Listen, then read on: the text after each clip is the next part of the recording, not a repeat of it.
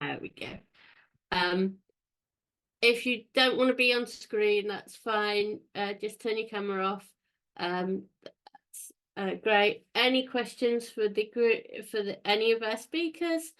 Can you put it in chat? And if you wish, also introduce yourselves in chat. Right. Next slide, please, Angela.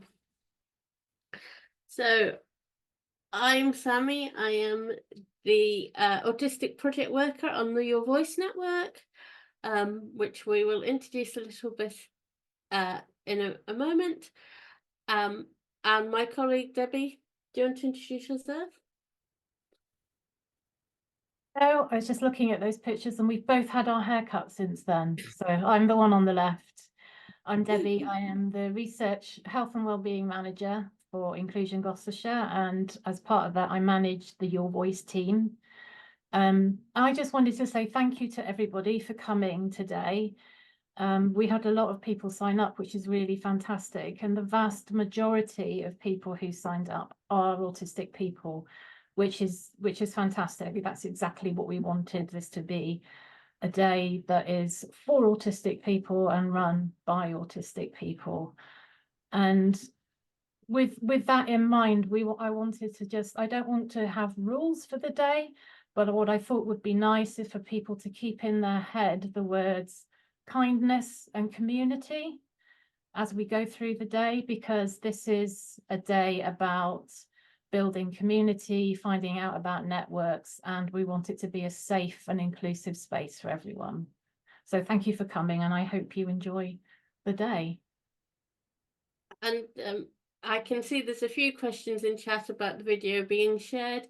Yes, it will be shared later on the Your Voice website, which we will give you all links to at the end of the day, along with the slides and things from today.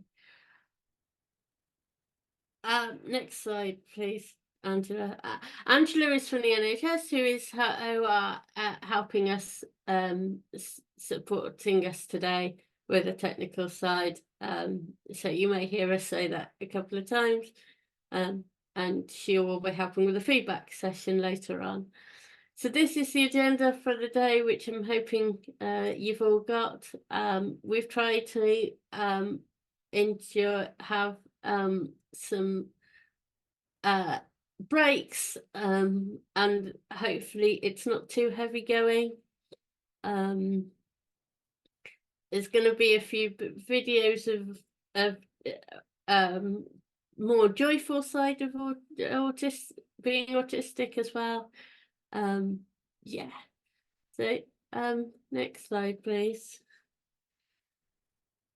So what is Your Voice? So the Your Voice network is commissioned by NHS England to build a stronger voice for people with learning disability and neurodivergent people. We've built a network in the Southwest. Next slide, please.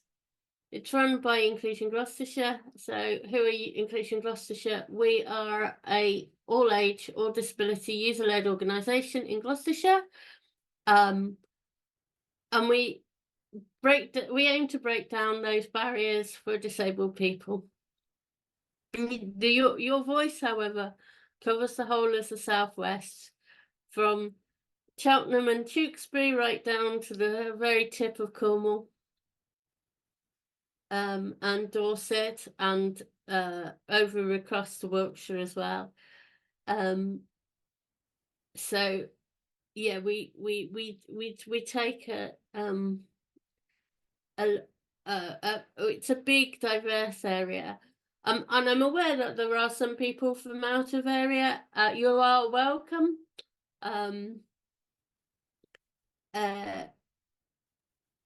But we will be focusing more on what's available in the Southwest, but you may get some ideas and some things for your own areas, of course.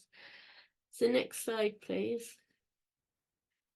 So this is who's in the Your Voice network. Now this is a specific map for, we have, as I'll explain in a minute, 2 different groups that meet monthly. This is particularly for the neurodivergent group. We have 4 organisations that are groups that are representative at our meetings, but the little faces are self-advocates who are not necessarily attached to organised groups. There are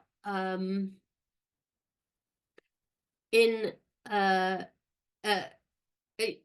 because they find that self-advocacy is new for the autistic community, which we will be speaking about later on. But also we, because of the online nature of Your Voice, autistic people find it easier to engage online and without a group setting.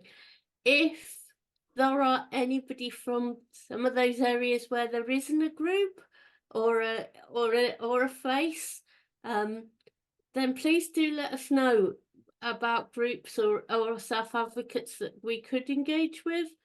That would be wonderful, because we're always looking to grow our network. If there's anybody down in Dorset or in Cornwall and Devon, that would be really nice to hear from you, or anywhere.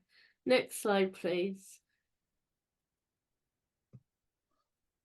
So what we do, we have 2 different networks that meet once a month. They're very different networks. We have the Learning Disability Network, but more importantly for this group, the Neurodiverse Network, which is generally autistic and neurodiverse people who don't have a learning disability. We meet on a Thursday evening, the first day of every month. And we have some quite robust discussions. We also then have a social coffee morning, the last once a month too. Next slide, please, Angela. So, why is Neurodiverse Network? We decided to separate the groups because the autistic and neurodiverse people who don't have a learning disability often don't have their voices heard. And they have different needs for people with a learning disability. And therefore, because of that, it's very difficult to get support because it's not designed around our needs. Our group that meets on a Thursday evening is a safe and supportive space. We've had a lot of feedback about that. There are some members of the group here, and we'll be hearing more from some of them later on. Next slide, please. So why is our self-advocacy network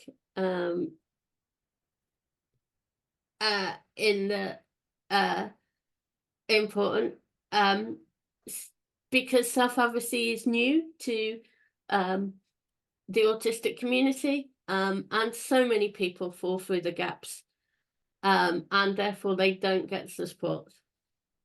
The services really aren't designed around our needs, and many people are diagnosed in adulthood to have no interaction with services before their diagnosis. Female neurodiversity is very much overlooked even still. I know that we will be speaking about it much later. One of our groups is especially designed, a group of female autistic women who have come together, and they'll be talking later.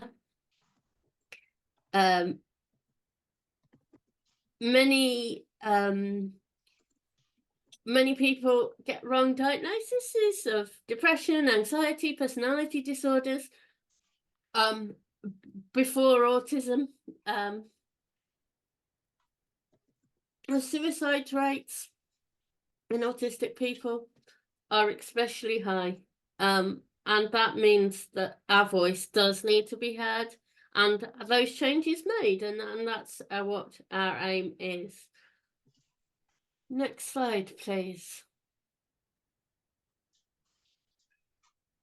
So, if you, Angela, this is the one with the animations, yes, please. So here are some things that some of our people in our autistic group and our neurodiverse group said. It's good to hear how different things are handled and an opportunity to share those improvements that benefit everybody. The network is good so that you have the right support and organisations to fight our corner. Next. And it gives people a sense of belonging. Being part of the autistic community is something that makes people feel really important.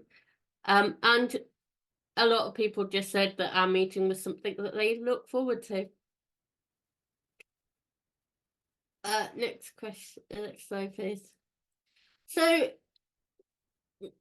moving on to the next bit of the agenda, we just wanted to dispel some of the myths that you might hear about autism.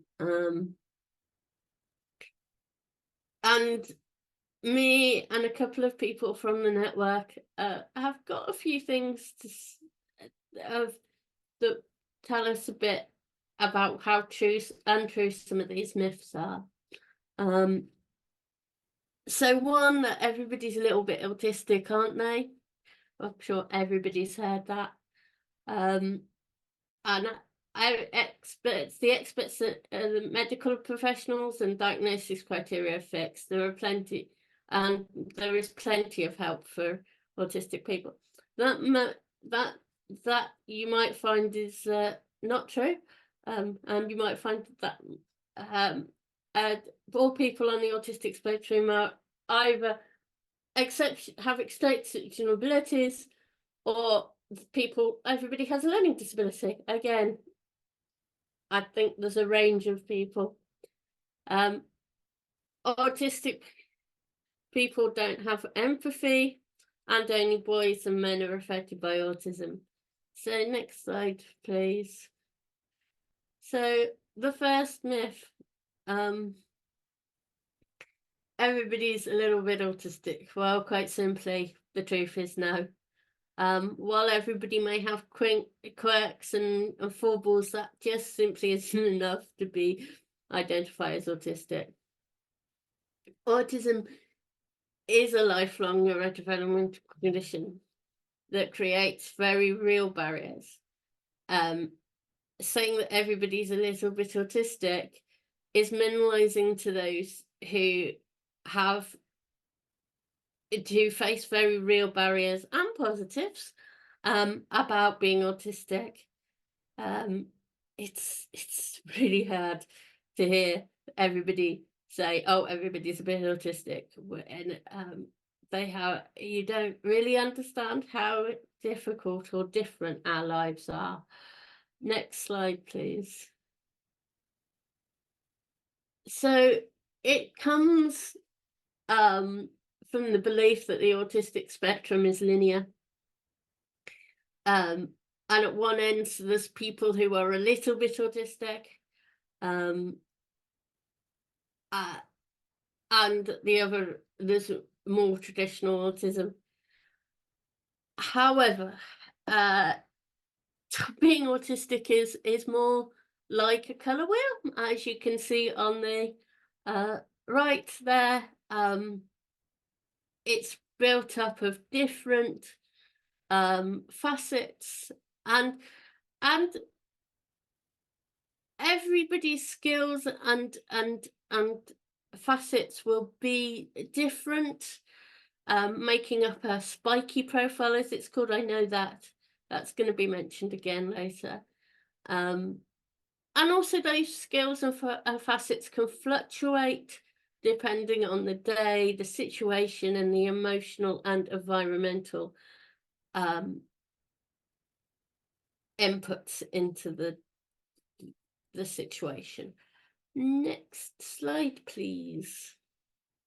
So I'm going to hand over to my colleague, to one of our group, Heidi, who's going to handle whether or not the people who are the experts are the medical professionals or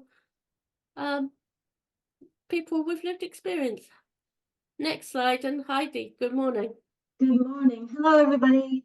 I'm Heidi. I just want to say that what I'm talking about is my best understanding so far. So I'm sure if people's experience varies, that is completely valid. I just want to say that, even if I'm stating it as though I feel it very strongly. So hello, everybody. Autistic people, let's just be real here. If you haven't walked the path of whatever the particular life experience is, say you haven't grieved someone very close to you who's died, you don't know what it's like. So autistic people are the experts about what it's like to be autistic. But of course, in trying to make ourselves understood, and because quite a lot of us have a history of being misunderstood badly, our social anxiety and that history can often inhibit our ability to effectively self-advocate in order to be heard and understood, and to stay calm in the process. Assessment processes vary widely. As you can tell, I'm not from this country, although having been born in the United States, I've been here more than half my life now. So I'm familiar and have contacts in both countries around autism and autistic diagnostic interpretation. And the criteria are applied very differently by different professionals, and their interpretation is also influenced by cultural factors that sometimes, often I would say, emphasize medicalized models or deficit models. For anybody who's not quite familiar with that terminology, let me just fill that out a little bit. A medicalized model is a little bit like, I have a cut on my finger, what do we do to heal it? But if you come as an autistic person and show up to your GP, I'm autistic, and their mentality is, how do we fix that? It's not appropriate for a number of reasons, and I can spell that out more in the chat if anybody wants me to. A deficit model is, and I'll come on to this a little bit more in a minute, based on what a person can't do, that a lack of ability to do something is seen as a defining characteristic, rather than the things that they can do or the super connections that their brain makes. And I'll come on to that again in a little bit. So deficit models and medicalized models can make the interpretation of the criteria very different to the way it could be interpreted by other, and is interpreted by other clinicians. More and more people of all ages and genders are getting diagnosed, but late presenting non-male and non-white people face more barriers to diagnosis than young white males. And if you have any dispute with that, please do some research and come back and tell me what you found. Next slide, please. About the diagnostic criteria, they are human creations. They are trying to describe a biological reality of what goes on in our brains. So often the wiring in our brains might be described as having lots more connections than, say, a neurotypical person. This is something biological is going on in our brains, which is slightly different to what is kind of the mass norm, the majority norm. and the diagnostic criteria are trying to describe that biologic stuff. But they're doing it in a quite clunky way, describing some behaviors, describing deficits based on a perceived norm. So I'm trying very hard, although I'm failing, to banish the word normal from my vocabulary, because there just isn't any such thing. Diagnostic criteria, do they really describe the behaviors of a person with a brain that works unusually? I would say probably not. Let's just look at two of the diagnostic criteria in the DSM-5 for autism. One is around social communication. All of the descriptors there are deficit-based. They're describing this person cannot do this, cannot do that, as opposed to what kind of social communication works really well for us, or how it's different to the norm. I would really like to see some criteria that describe that much better, because we know that when autistic people are in a space full of other autistic people, their social communication is really honestly quite good. It's the difference between the communities that makes it hard, a bit like people talking different languages. The behavior differences criteria category in the DSM-5 can also be interpreted as trauma responses, that it's describing behaviors that are the result of trauma, often social trauma. I can go into more detail on that too, but we don't really have time. So I'm going to have to press on to the next slide. But the address at the bottom of this one has, if you could just go back, yeah, is from Embrace Autism, has a pretty detailed examination of the DSM-5. Right, next slide. There's plenty of help for autistic people. I've put a laughing emoji on this slide because I think we all know that this isn't true. Even when people are diagnosed, they fall through the gap, or we fall through the gap. On the one side, we have GP, general public medical services, which are designed for the mass population, and are more there to signpost to referral pathways, many of which for us don't work terribly well because our symptoms and long-term conditions can be complex. On the other side, if you deteriorate sufficiently and don't have what you need around you in order to succeed, your mental health may deteriorate to the point where you require hospitalization for a much more grandiose, I guess, mental health condition. There is a gap between those two places, especially in mental health, but I think it exists in other quadrants as well. And we are a community that fall through the gap almost by definition, in my view. What I think is more important than diagnosis is functional help for what makes life actually work on a daily basis. So that's why I've put this in bold: functional support for daily living, for example, occupational therapy. It can be very hard to access. I've been banging on about trying to get occupational therapy for mental health for myself for years now. I still haven't succeeded because there isn't a door behind which there is that service for me. If you're hospitalized, you can receive some occupational therapy for mental health, or if you have a brain injury. But it's ironic that many of the executive function problems that many autistic people experience are very similar to the executive function problems that a person with a brain injury experiences. But our need is not seen. And so therefore, it's very difficult for us to access those things, certainly from the NHS. Of course, there are private providers. Oh, is there somebody? No, okay. So the access to that kind of support can be very limited. It's often changing, it's often underfunded, especially if it's through social care. And just even accessing it in the first place can be nearly impossible depending on your circumstances. If you're undiagnosed, which I am one, I feel that I've been denied an appropriate assessment because I had an assessment and it was inappropriate. Your needs can feel very invisible. Fortunately, I hate to kind of sing the praises of the PIP system because I think it's fraught with absolute major problems. However, PIP doesn't require a diagnosis. What it does require is a lot of proof of functional daily life struggle. And so anyone needs really expert advice on how to apply for PIP or the DWP health assessments and universal credit and those other benefits. You need extra support in order to navigate those, because it is possible to get that support through those channels, but only if you kind of know the code and how to write those applications successfully. And a lot of us struggle to get that support for a variety of reasons, and so therefore don't get the support that we really should have.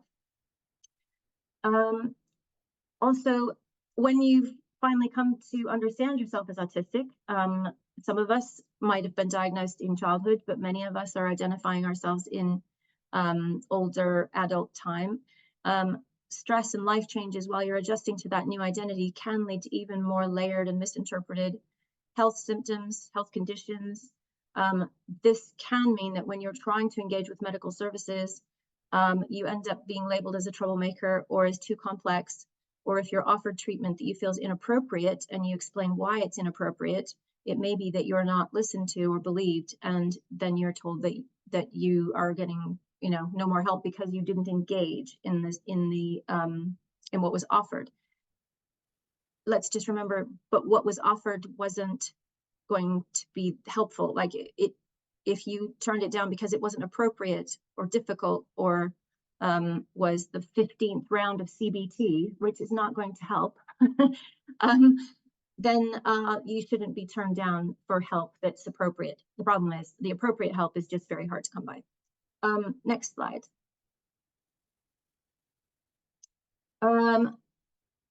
What does help? Okay, let's look at what does help. Now, this slide is problematic from a number of reasons, because actually many of these can be triggery for us and hard to action, and we usually need help from other people to get them done. But maybe there's one or two in there that you feel, oh, I do have a little bit of resource here for that, or I do have this in place.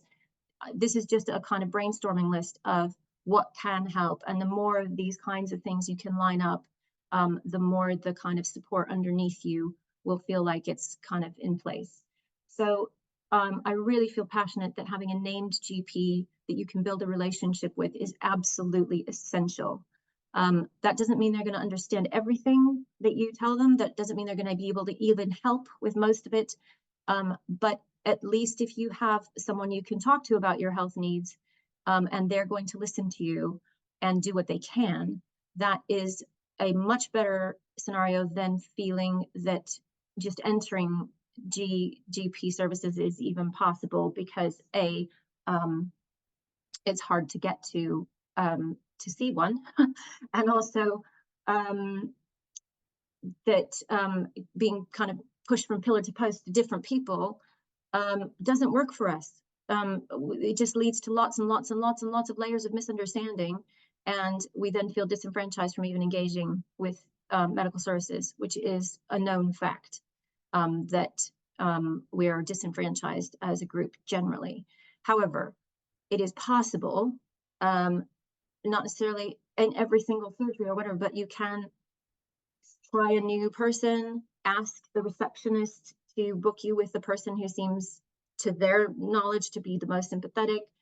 Find someone who will be able to listen to you and will take that extra time. Of course, they are pushed for time. It's a problematic area all the way around.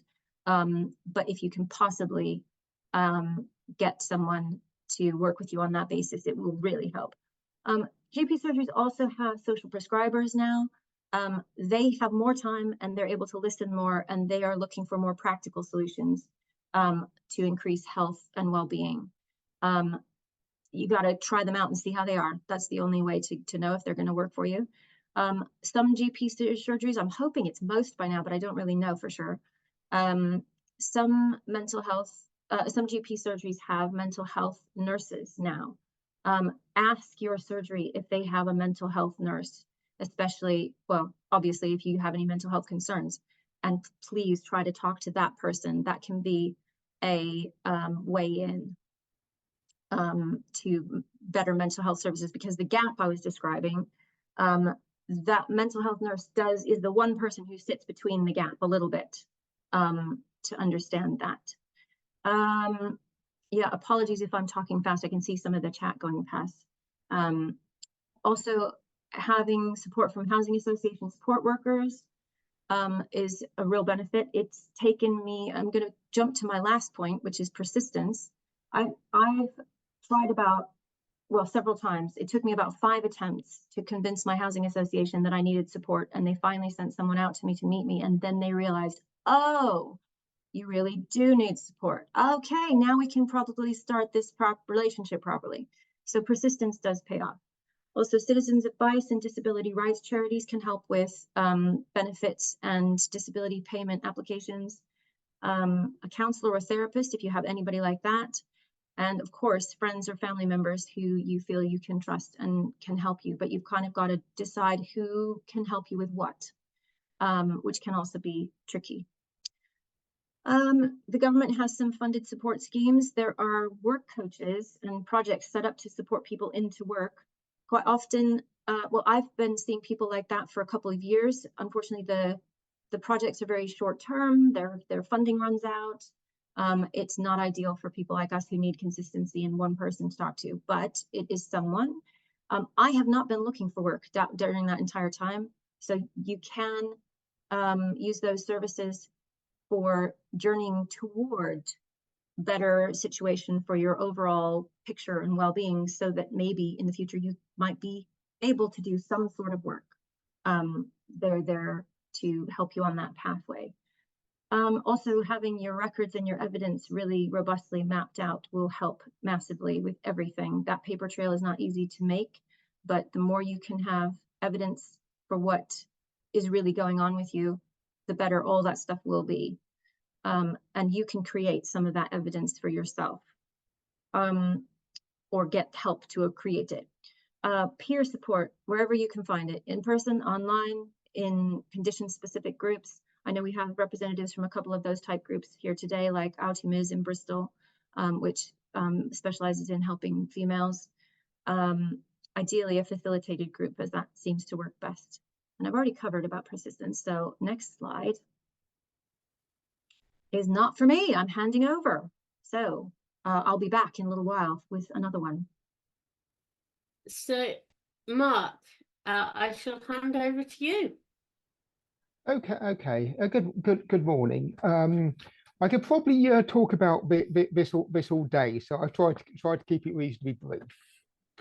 Yeah, I mean, basically the idea that autistic people are either hyper intelligent or have learning ability is an example of logical fallacy, known as a false dichotomy, also called black and white thinking, which is quite ironically a common stereotype of how us autistic people seem to think. I mean, a more accurate way of looking at it is when you've met one autistic person, you've met one autistic person. Autism comes under what's known as neurodiversity, which is literally brains are wired up differently, which means that autistic people are more diverse as demographic compared with non-autistic people. Okay, and next slide, please. Okay, a part of autism that we've already heard mentioned is called the spiky profile, which a good way of looking at it is that autistic people have different levels of abilities when it comes to doing different things. This is highly individual and may vary over various things, like as they go from, say, being a child to an adult and such like. And this means that even if somebody is good at doing IQ tests, but kind of be the definition of hyper intelligent, it has no meaning beyond that. And coming back to the last bit, there's a very common conflation of autism and learning disability, especially including within both the NHS and within social care, when it's actually run by local authorities. While there's some overlap here in that there are some people who are both, it's only a minority of autistic people who also have a learning disability, and also only a minority of learning disabled people who are also autistic. And one of the things that certainly I encounter personally is that services provided by local government are tailored towards learning disability, and they're of no use to people like myself, who are actually the majority of autistic people in my local area. That's all. Next slide, please. So it's back to you, Heidi. So we're going to tackle Yeah. empathy and emotion now. This is Right. one of the most common and harmful misconceptions about autistic people. Absolutely. And I'm still getting my head around it and trying to take the cultural garbage out of my head about it. So next slide, please. Every human being has their unique emotional range, and autistic people are no different. I think that this myth confuses what people expect as observable, normalized emotional expression, and with their expectations around the emotional processing and regulation that's gone on behind that. I think what people expect to see doesn't match what they do see, and they interpret it as people lack emotion and empathy. It's just silly to think that autistic people don't have emotion or empathy. What can happen though, in being experiencing social anxiety or being measured by social norms, is that sends our nervous system into a kind of fight or flight place. So our emotions can get pushed into the extreme zones of being frozen and dissociated, or having uncontrolled outbursts and meltdowns. That explains to me a lot better what's going on with the emotion. It's very much there. It's just being pushed into extreme areas. Next slide, please.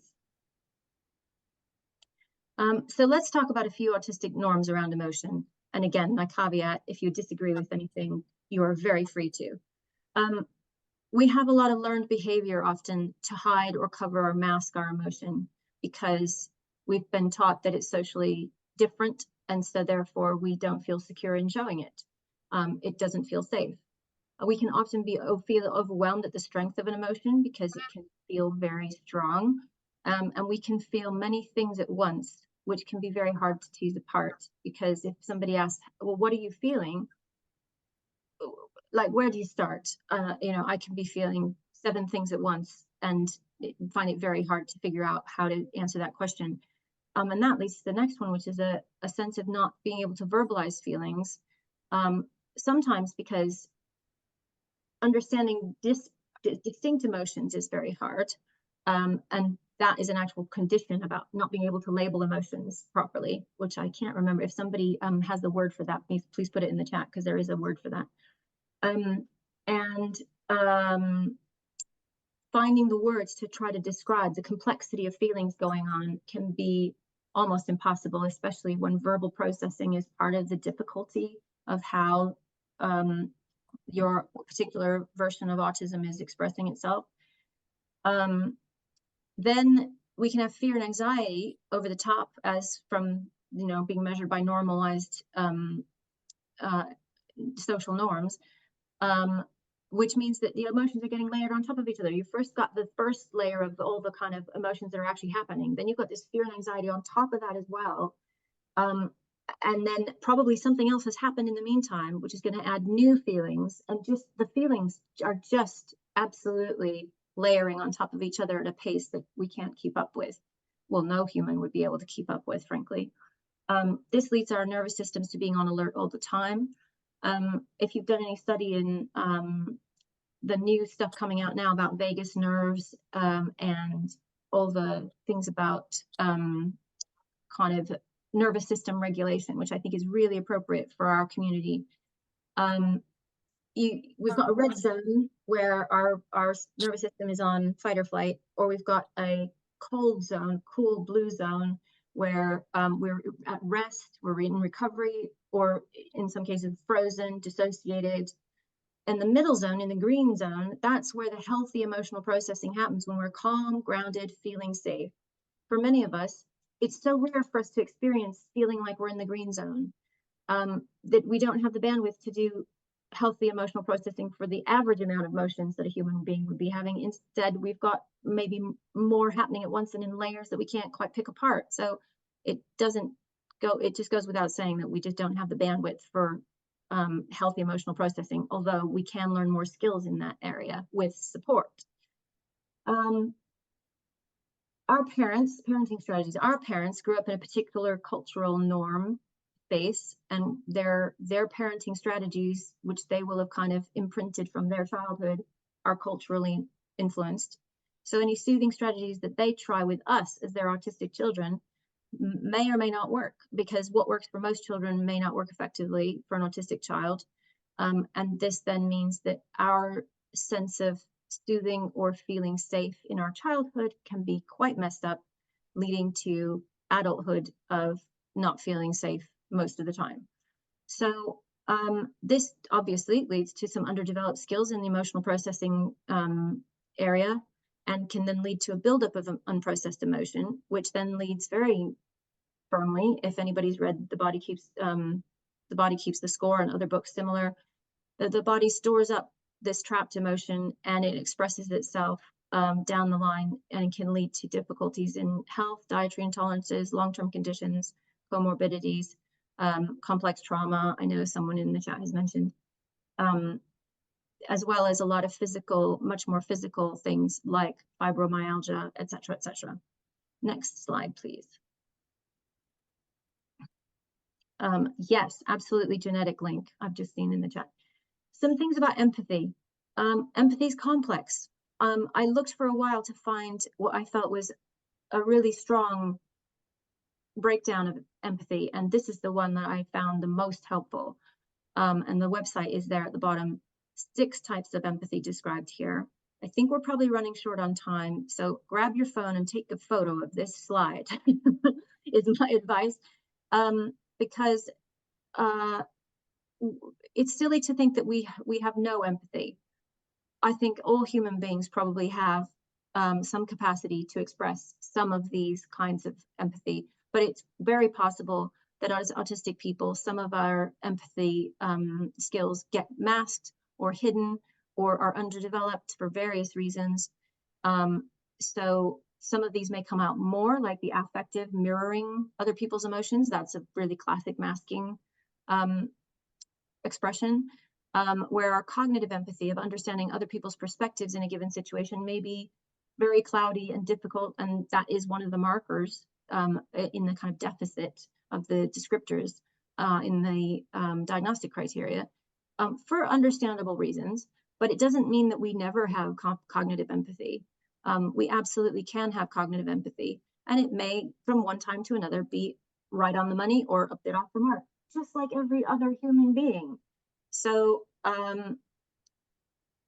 autistic people of course have blind spots in their empathetic capabilities. So do other people. It may be our blind spots come out looking a bit different, but of course really you have to measure this person by person. Comparing us to the mass majority of population, yes, double empathy problem. Anybody who doesn't know what that is, look that up. No two brains are wired the same. That's just how it is across the whole of humanity. So yeah, we should never be lumped into this category of don't experience empathy, because it's just not true. Next slide, please. This is my last one. When we are well supported and we've built up our toolkit, we are able to express and process emotion in healthy ways. Doesn't mean 100% of the time, but then no human does that 100% of the time. Also, the what it takes for us to be well supported and to have built up our toolkit is rarely available to us. So it's unsurprising that we don't manage this a good deal of the time, but I would reckon a lot of us are working on it in the background somehow with very limited support and difficulty. But that doesn't take away the fact that we have the capacity in the right circumstances to do it. End of TED Talk. Thanks for coming. Sorry, I do go on a bit. Thank you, Heidi. That's wonderful. Next slide, please. So I'm only very briefly just going to mention this because it will be talked about later on by autism, as has been mentioned a few times, that there is a belief that only boys and men are affected by autism. It's simply not true. And girls and women are being diagnosed and do have autism. Many self-identify because, as Heidi mentioned earlier, the diagnostic system is not quite appropriate. Next slide, please. Yep, it's break time. I suggest we have just a short break because we have gone a yes, little bit over, yep. but very Shall needed we- because that was fantastic. Should we say 3 minutes, for a couple of minutes until 25 past? Sounds good. Just a comfort break, have time to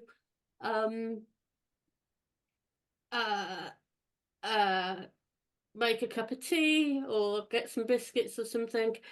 Yeah, yeah, so we'll say 25 26 past. Is that okay with everybody? Yeah, if anyone needs a little bit longer, then that's fine.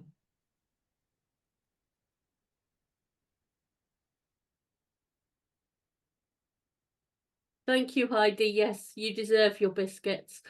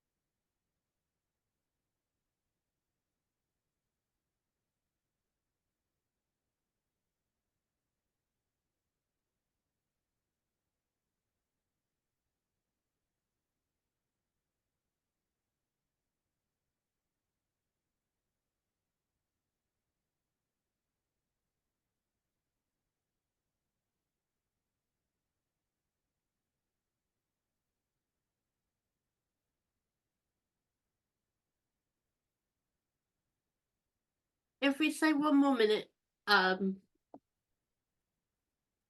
will, yeah, I will get back to the group.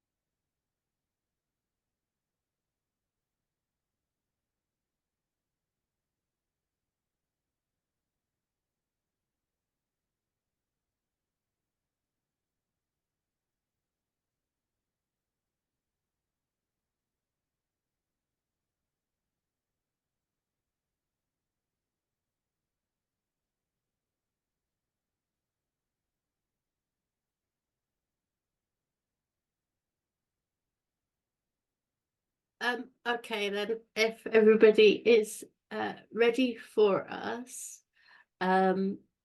next slide please, Angela. Welcome back everybody. So one of the things that we know that autistic people struggle with is accessing social care. So I'm going to introduce to you Jackie Martel, who's gonna talk about people's legal rights to accessing social care. and what the organisation Access Social Care do. Jackie, over to you. Yeah, thank you, Sammy. I'm going to get distracted by messages about biscuits, so it make me feel very hungry. Thank you for asking us to come and talk today. I'm really passionate about this area, not just because I work for Access Social Care, but because I'm from a very neurodiverse family. I have two of my 3 children. My boys are autistic. My eldest is 25 and he's autistic, but also has a very profound learning disability. And my youngest is 20. He's autistic and he's at Cardiff University studying physics. And I've learned so much about myself through them, and recognise that my mum and my sister and my brother, unlikely to me, would have been diagnosed. Certainly my mum is dyspraxic and likely to be autistic. So it's been a fascinating journey. I was also on the group along with Sammy developing the Gloucestershire pilot for the Oliver McGowan training. So really pleased to see so many people who are becoming co-trainers as that gets rolled out. As Sammy said, social care is an area that autistic people, I think, are disadvantaged in the system. So I'm going to talk through, if you go on to the next slide, I'm going to talk through what is social care, what the system should be for accessing social care, and then I'm going to talk a bit about Access Social Care, us as an organisation, as a charity, and our chatbot, and an offer of help.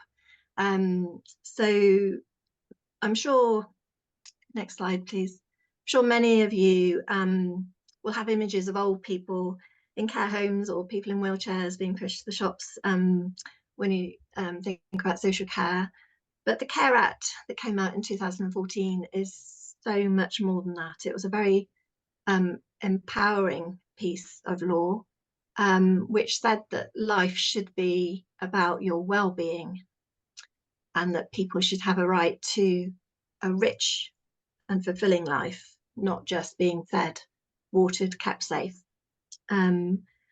But cuts in public funding over the last 10 years have meant that increasingly social care feels like it's about people who can't feed or dress themselves.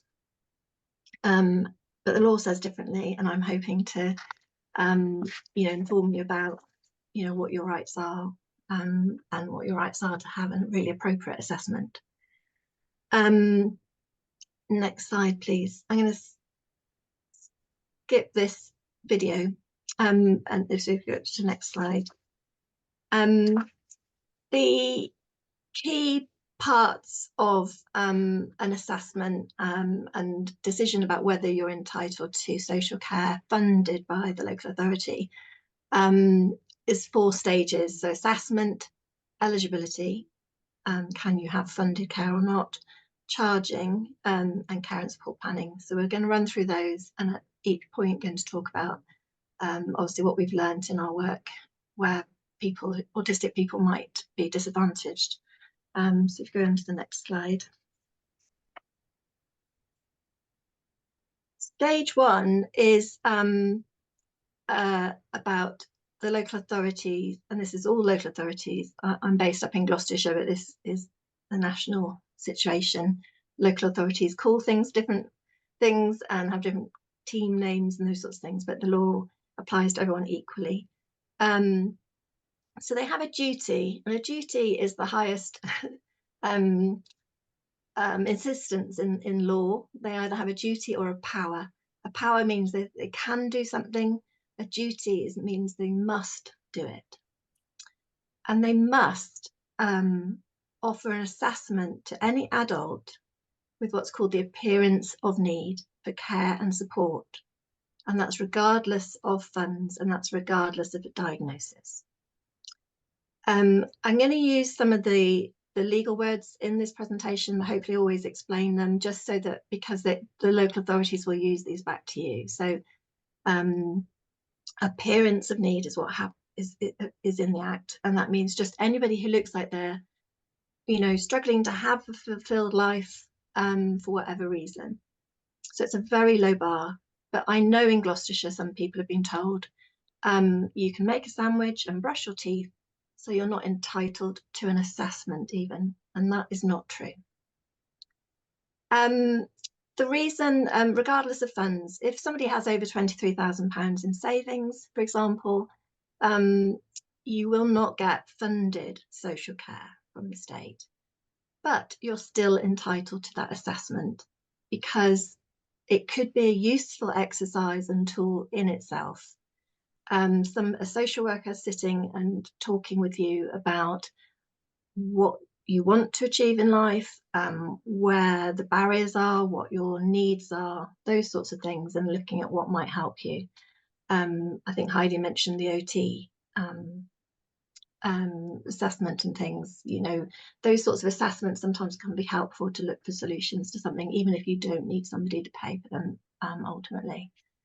So it helps the person, can help the person understand their needs and what support's available. And it should take place in a reasonable time. There isn't any time frames in the Care Act. It says reasonable time. If it's a really urgent safeguarding situation, somebody is really unsafe, that could be a reasonable time, might only be 2 or 3 days. We know though that where people have said they've been told they've got to wait for 9 months, 12 months for an assessment, or there's no social worker within the mental health team at the moment, all of those sorts of things. We know that the courts and the ombudsman, if complaints go there, will say that 6 weeks, 12 weeks is, anything more than that is not reasonable to be waiting. So do challenge if people are being told, you've got to wait for longer. Next slide, please.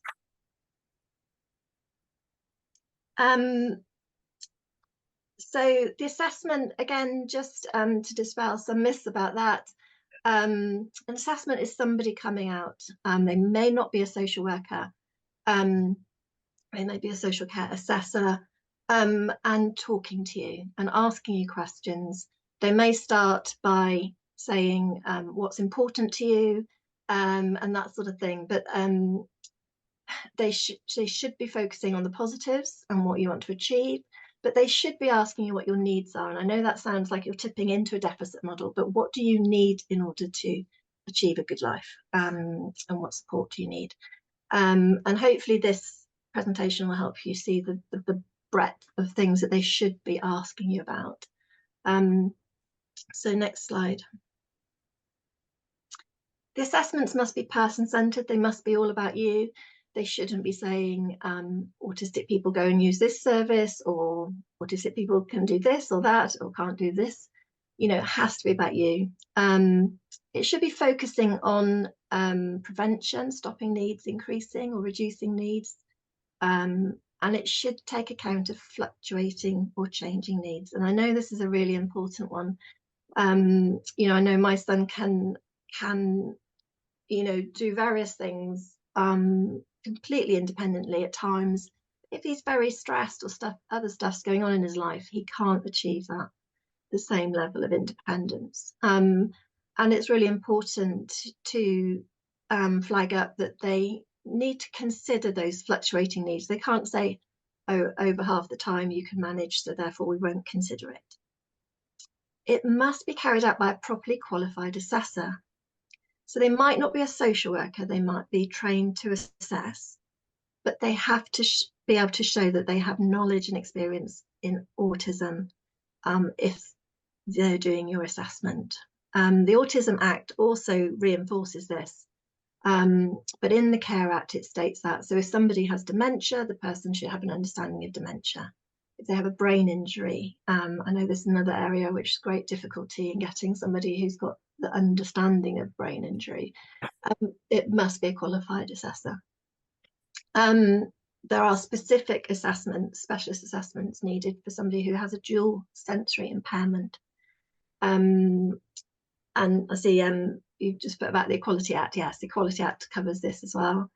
A dual sensory impairment, you don't have to be deaf and blind. If you have hearing impairment and sight impairment, then they should be doing very specialist assessments for you. It should be accessible. Again, the Equalities Act, reasonable adjustments. If you say you want to do it on video call, if you want to do it in the evening, if what will help this help you access this assessment. And it must be carer blind. That's a term again from the Act. It must look at you as if you have no support around you. Many people living at home with families, they will not, they will just, the assessment will be full of their mum does this or those sorts of things. It must look at you as if you are in a home on your own. What are the issues for you to live that life that you want to live? And you must be given a copy of this, usually within 10 days. But I know that's very unlikely within the 10 days in my experience, but do push for a copy of an assessment because it's really important if you want to challenge that in the future. Next slide.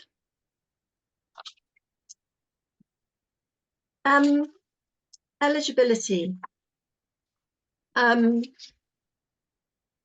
Essentially, the assessment will look at everybody's needs, and we'll keep talking about needs versus wants through the next couple of slides, but eligible needs is a term. So that's those needs that the local authority must meet in law. And they are about what's called specified outcomes, and I'll list those in a second. And the local authority is not like health. If health can have a waiting list of 18 months to have an autism assessment, they can say we don't do hip replacements here, all those sorts of things. But the local authority, if they do an assessment and they identify something and call it an eligible need, unmet need, then the local authority must meet it. They cannot say they don't have any money. They cannot say we don't have a budget for that. All of those sorts of things. They can't say there's a waiting list for that service if it's assessed through your Care Act needs assessment.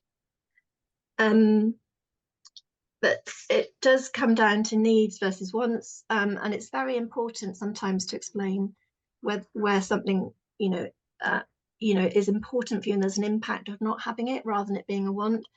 An example which isn't about social care directly, but communication and things that can come under social care for some people, because social care can purchase equipment. My friend's son needs an iPad because that's his way of communicating and his window to the world.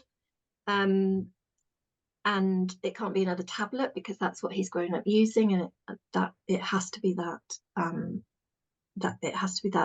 make. My son, he has a Fire tablet because he just, he'd love to have an iPad. He wants an iPad, but because it's the nicer one, but he just needs something that can play music through his speakers. So you can see the impact of not having an iPad. And my friend's son is huge in terms of communication and quality of life, whereas the iPad would be a nice to have for my son. Next slide. So the eligibility framework, how they decide if you're eligible. And step one, again, I've used the wording from the law, which is really horrible. But a person's needs must be caused by a physical or mental impairment or illness. And autism is classified as a mental impairment. I hate that. I know it's, I like it to be a difference, but that's the wording of the law. We need to get it changed. Step two is that a person's needs must stop them being able to achieve 2 or more specified outcomes, which I'm going to list. And as a consequence of that, it must have a significant impact on their well-being.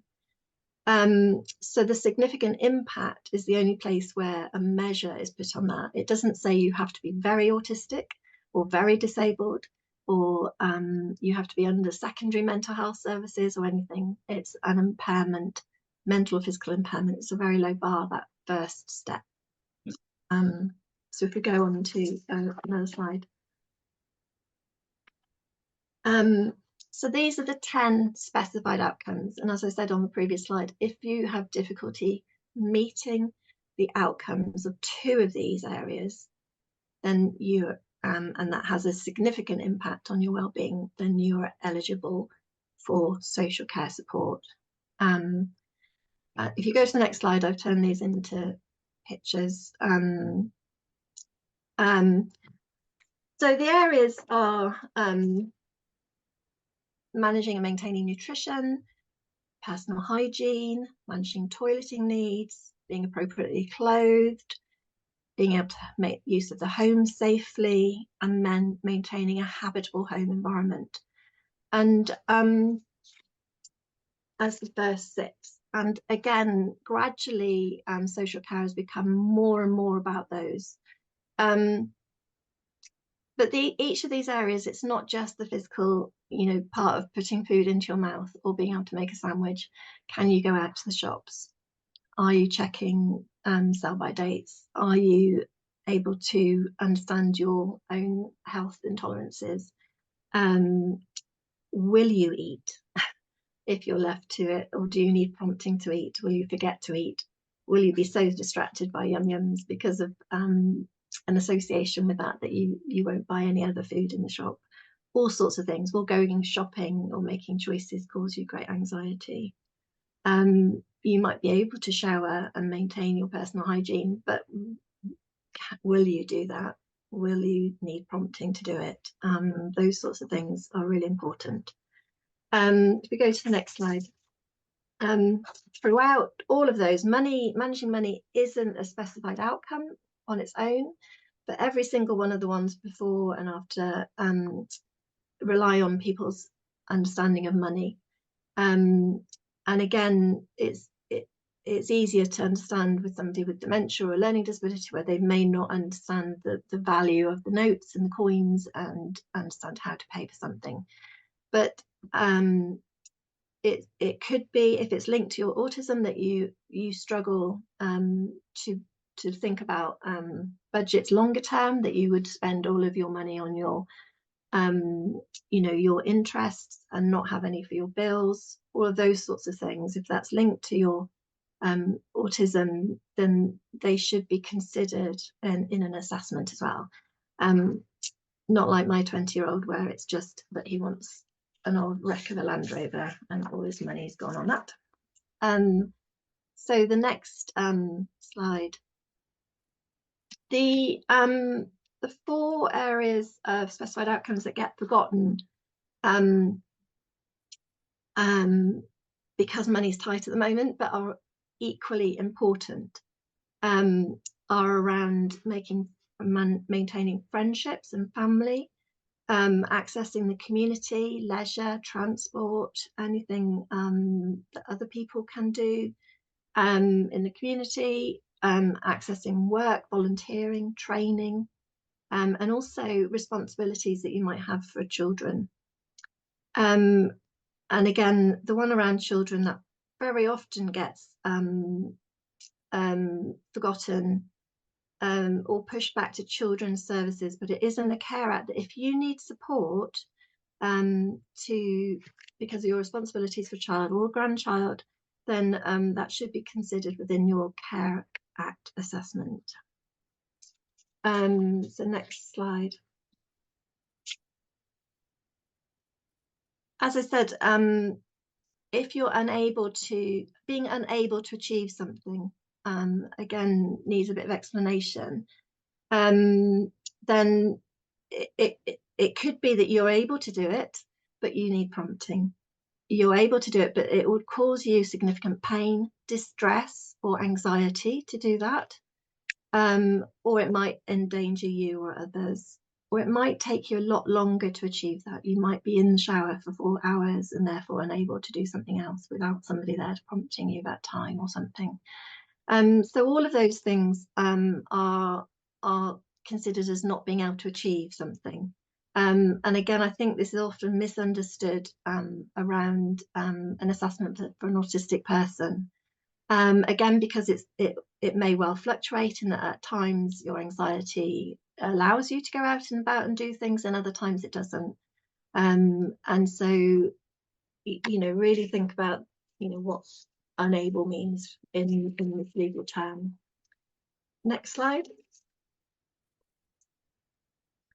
Jackie. Yeah, thank you.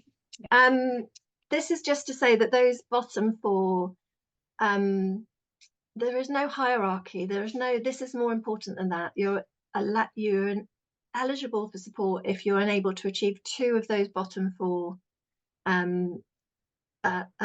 areas, even if you can manage all the top six. Next slide. And next slide. Talking about impact on person's well-being. So again, only you can decide whether something, not being able to achieve something, is having a significant impact on your well-being. And well-being is defined quite broadly. It's about your dignity, your emotional well-being and physical and mental health, protection from abuse or neglect, control over your daily life. And also, oh, there's one missing, I think, which is about being able to contribute to society. Everyone is unique, so something might be not important to somebody else or not have an impact, but be very important to you, and that's very clearly covered in the Act. Next slide, please. Supported involvement. Again, people have talked a lot about difficulty in communicating and maybe expressing things, and particularly in stressful situations. And so the Care Act covers a range of issues around communicating and being involved in your assessment. And one is that they should obviously look at reasonable adjustments. Two is that it should be assessed if you have, or you should be able to say that you would have substantial difficulty in being involved in your assessment. That doesn't mean that you do not have the mental capacity to make a decision, but it means that you might have difficulty in being involved and communicating your wishes in that meeting. So it's a lower bar. If you have substantial difficulty, then there's two options. One, there's a role called an appropriate person. They don't tend to call, you know, name it as that, but it's often assumed that a family member or a friend might be that appropriate person. It can't be a paid role. Will be acting as to help you have a voice in your assessment. If there is no one to do that, or you don't want your family to be that person, if you go to the next slide, then the law means that you can ask for an independent advocate to help you in that assessment. And the appropriate person, for example, if a family member is with you, or a partner is with you in that meeting, they cannot be forced to be that appropriate person. They could be there and say, I just want to be my partner's support, but we need an independent advocate to help them have their say and be clear about what they want to express during this meeting. And equally, social care cannot insist that you have a parent or family member being that person. So again, you can ask for an independent advocate. Next slide.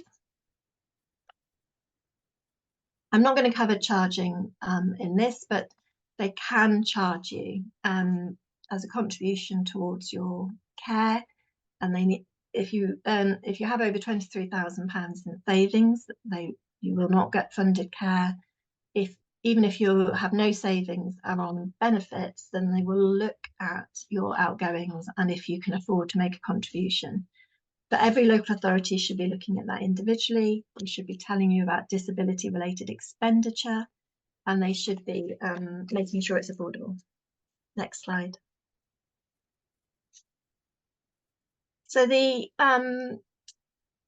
final stage is care planning, which is looking at what needs they've identified and developing a plan.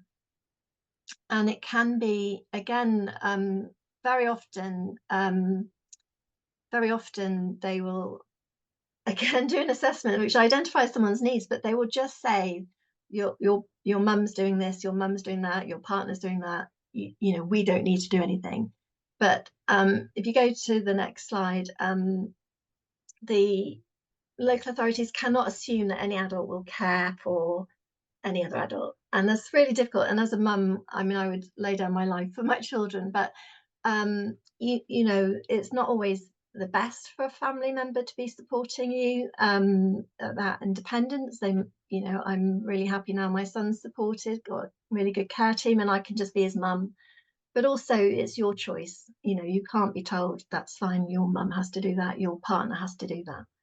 If you want someone else separately to support you, then, you know, the local authority needs to do that. Next slide.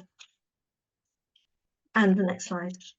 I'm going to move straight on to the next slide. So Access Social Care, we started 4 years ago as a new charity. We came out of MenCap, where we were a legal advice team as part of the helpline. But Carrie, our chief executive, wanted very much to take things in a different direction, and she wanted very passionately to be able to support anybody who needed social care, not just people with a learning disability. And we look at helping people understand their rights. We help people challenge decisions, and we also use everything that we learn to try and challenge the systems and the local authorities and nationally to make them more work better for people. We have a range of ways that we support. I'm going to just quickly talk about our legal chatbot, but we also work with, we have some caseworkers work with some support organisations, and in Gloucestershire we have a project, and Croydon, and we're looking at ways of expanding the work that we can do in a more place-based way like that. But we do have a relationship with about 150 solicitors, largely London-based corporate lawyers who want to do something pro bono. So we train them in particular areas so that they can help people directly, and we supervise that work to make sure that they're doing it well. And we can, for example, if somebody's been turned down for benefits at mandatory reconsideration level, so if they're going to go to appeal, we can put you in touch with a solicitor that can help do that. If somebody has been told that you can't have an assessment, or the assessment has not been appropriate, again, we have got solicitors who can help review that assessment and help you challenge it and get one that's appropriate through, as I say, it's likely to be online and remote to somebody, but we can do that. Next slide. Next slide. So the final thing is about our chatbot, which is an AI tool on our website. And there is a little video attached to this, but I think want to go to questions first. But essentially, if you go onto our website and click on the icon on the bottom right-hand corner, it takes you through a series of, it's all been co-designed with a range of people. And it's the conversation that you would have with our legal caseworkers, essentially. So it asks you a series of very straightforward questions and will lead you through. And it's got little videos, easy read documents, and information about each step of the assessment and the process if you want to do that, or you can just carry on through the questions. And it might lead you to a fact sheet about what an assessment should cover, a fact sheet about how to challenge your charges, and it can also lead you to a template letter that you can download and adapt and send off to the local authority, which will challenge a decision. You know, it covers a really big range of areas. You can also go straight to those template letters through the FAQs. But I think I want to pause and see if there's any questions, and if anybody can summarise what's been in the chat, if there's questions in there as well, and then we can talk a bit more, because I think we've still got about 10-15 minutes. Yes, there were some questions in the chat, Jackie. Give me a second. Or if anyone wants to raise their hand using, oh, I always forget, the reactions tab, you can Yeah. raise your hand if you want to ask a question. I believe Um, the presentations will be going out. Yes, they will, yeah. And I Um, can put my email in the chat as well. I'm happy to get people contacting me. There was one question about whether you have a specific geographical area. So we are England based at the moment. We're looking at Welsh law, hopefully getting some funding to look at Welsh law shortly. But we have, we've got a very on my half-time post and a half-time legal caseworker work specifically in Gloucestershire, and we have the same in Croydon. We're working with Social Care Futures specifically, but otherwise, so we have the free legal chatbot, we have our pro bono clinics which are available, and we have a membership model where we've been working with some of the charitable care providers. So they pay a membership to us, and we can support. We don't represent the organisation, but if they're supporting somebody and the local authority where they are, you know, whether that's Liverpool or Kent, if they're that person, you know, the local authority's taken away support that they need, then we challenge the local authority on that person's behalf. We also do quite a lot of assessment and treatment unit work. So we have a contract still with MenCap, so that calls that go through to their helpline, a certain number of them where they can't help will come through to us to offer legal advice and legal support. We try and find a legal aid solicitor because there's a real difficulty in finding legal aid solicitors, but we've got good links with those.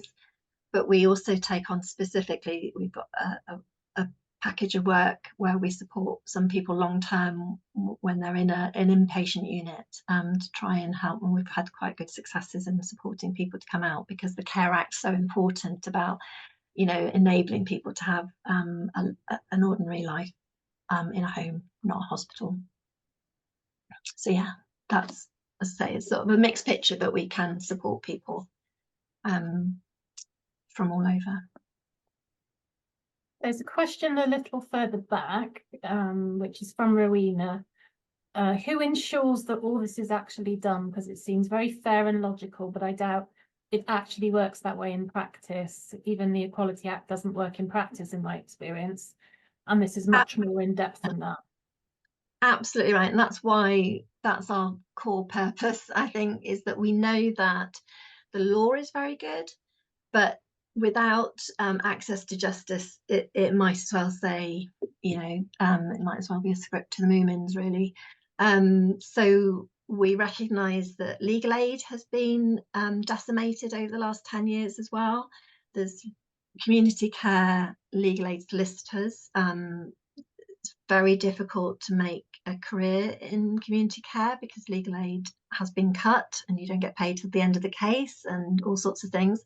And the area that we work in is what's called early legal help. So even before a solicitor can get legal aid, they have to have gone back to the local authority and written a letter and said, you know, actually, we need you to rethink this decision. And they don't get paid for that bit. But we can do that section for people if we can take them on as a caseworker. And our letters help with that part of it, which is a legally, you know, a legally worded letter which says, we think you need to rethink that in light of what the Care Act says, or the Equalities Act, or the Autism Act. So we find that a letter with the right wording can help unlock the right support. We know that advocacy services are stretched and often aren't rights-based. They're just about saying, we'll help someone have the right voice, and we are trying to influence that. And we're trying to influence policy. So for example, in Gloucestershire, I know that the only way, I can't find everybody who's been turned down for an assessment because they're autistic. They won't know how to contact me, however much we promote it. So what we have to do is make it right first time. And so I'm piloting an approach that we hope to then get funding to roll out other ways, which is looking at gathering the evidence of the people that I'm supporting and going back to the local authorities, so I have meetings with them and I say, you know, we can keep challenging you on this approach, you know, and passing cases on to get taken to court, or we can sit down and talk to you about how you change your policy and practice to actually work first time for people. And so we're having some successes in Gloucestershire, and as I say, we're starting to try and get funding and look at how we can do that in other places, and how we can work that, you know. And again, the next step in Gloucestershire is to very much say, okay, we've focused on charging and assessments in the first stage. I want to sit down with people with lived experience and say, what's the next things we need to start challenging? What's the next most important things that aren't happening that should be happening? And I would love that to be about people with mental health issues and autistic people not getting the assessments that they need. But we have another question from Laura. Are you able to support with care and treatment reviews as well as the Care Act assessments and benefits? we don't directly independently support with care and treatment reviews. Where we've taken on a case through as I say, a referral through MenCap, and we recognise that means that it's with people with learning disabilities and autism, and we're looking at getting funding and working with other groups like Inclusion London and stuff so that we can widen how we support people. So where we are supporting somebody more generally, it is that will involve sometimes supporting at care and treatment reviews, but not, you know, not just that if you're having a care and treatment review, we can support you at the moment, I'm afraid. There is another question about, is there a cost to use your service? No, there's no cost to the individual. As I say, we're funded by either the member organisation. So, for example, Dimensions are a member of Access Social Care. They pay for a certain amount of support from our legal caseworkers every year. So their managers, we train their managers as well in the Care Act. If somebody says, I don't think that's quite right, somebody's been told they can't do X, Y, or Z, they can get advice from us. And then they might be able to act on that. And if that doesn't work, then we can take that person on if that's what they want, or their family want, if they haven't got the capacity to decide. So the list of members, I believe, is on our website, which is www.accesscharity.org.uk. Yeah, so if you are supported by one of our members and feel that, you know, there's something not right, and we have in the past challenged our members. You know, it's an interesting relationship because they, you know, and we're very upfront with them that if we are supporting somebody and actually we feel that the member organisation needs to change what they're doing to be more appropriate, then we will say that to them, and we have. So we represent the person that we're supporting, not the organisation, but yeah, the members. So please, again, if you're supported by one of those members and you're unhappy with something that's happening, you could contact us. There's an email address to inquiries at Access Charity on the website. You know, do drop us a note and we can follow that through. But yeah, as we go forward, the other area we've got some funding for at the moment to work with carers as peer navigators, but I'm hopeful that we'll get some other funding shortly to develop what I'm calling a peer navigator. So I know through my experience, and you've mentioned peer support, that nobody quite gets your situation like somebody who's had similar experiences. So I know that I've learned a lot from other people with similar experiences, but sometimes the advice isn't quite accurate because it might be slightly different in one part of the country to another. For example, if it's an online forum, or it might be that your situation, because social care is so specific, what my son might get as social care, another person might not get. But on the face of it, it might look like you've got similar issues, but you know, it's so specific. So what we want to do is start being able to train and pay people, you know, maybe for 2 or 3 hours a week, to be a peer navigator. We train them in the Care Act more fully, and we train them on our chatbot more fully, and then hopefully they could go out and use that time to sit alongside somebody else, virtually or physically, and help them use the chatbot to get to that letter and complete the letter which challenges the decision that you're not happy with. And we know then that the information that that peer navigator is using is always legally accurate, because we obviously update the chatbot all the time. We're adding new areas onto the chatbot all the time. And we can support that person as well, because again, I know many of you will do peer support, and if it's just I support some families, you know, just as myself, and it can feel quite unsupported and lonely. So we want to look at how we can support people who might be doing that peer support, peer navigating around people's social care rights. So yeah, we might be coming back to the network when we get some funding, hopefully be able to say, you know, is anybody interested in taking this opportunity up? So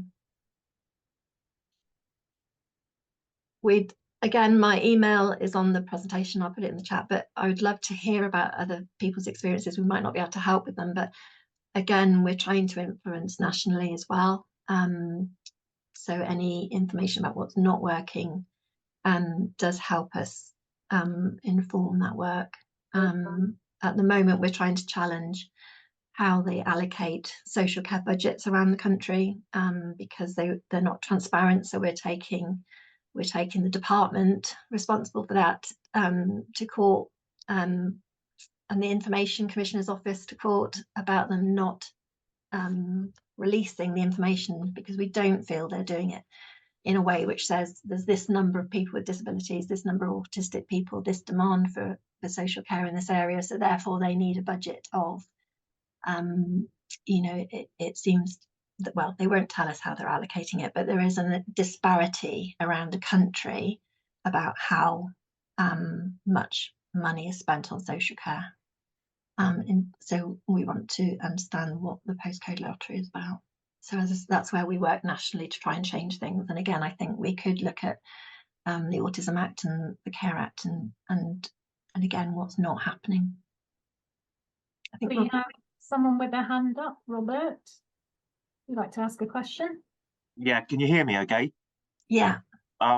Yeah, so it's really interesting, the presentation. I do think that the picture for the future is still not anything other than bleak, unfortunately. I do recognise it's not easy. It's not. My question really is about how is there a kind of a national organisation or body? I know there's the National Autistic Society, but as my question is more around lobbying, so these changes can be actually changed at a national level, because in Cornwall we really struggled. So the assessments, there's a huge backlog for assessments, but there's also alongside that a growing number of people that have yet to be diagnosed, especially as adults, and I don't see the problem getting smaller, just bigger. I think so social care futures is a gathering of people who want the social care system to work better and really think about people having a good, they call it a gloriously ordinary life. So that's worth looking into. They won't specifically be lobbying about a backlog in autism diagnoses, but you know, the social care shouldn't depend on a diagnosis. Otherwise, in terms, as say, other lobbying groups on autism, I know Inclusion Gloucestershire's and Inclusion London and other inclusion groups are doing quite a lot, as well as the NAS. I did note down curators of change, David, on in my notepad to look into after this, because I was quite interested. I had not heard of them, so yeah, we will look at those. we are in touch with quite a lot of different organisations and looking at how we can work together. As so we're very new and we're a very small team, but you know, we were involved, for example, during COVID, bringing to the attention the do not resuscitate notices being put on people with learning disabilities notes during that time, and that sort of thing. So we have, you know, we have got a track record of success at changing some of those areas, and we will carry on trying to change things locally as well as nationally. David. Yeah. Oh, hello. Hello. I'm sorry I've been whinging in the chat, but they're really important points to mention, that people with autism are generally having a dreadful time and an appalling time.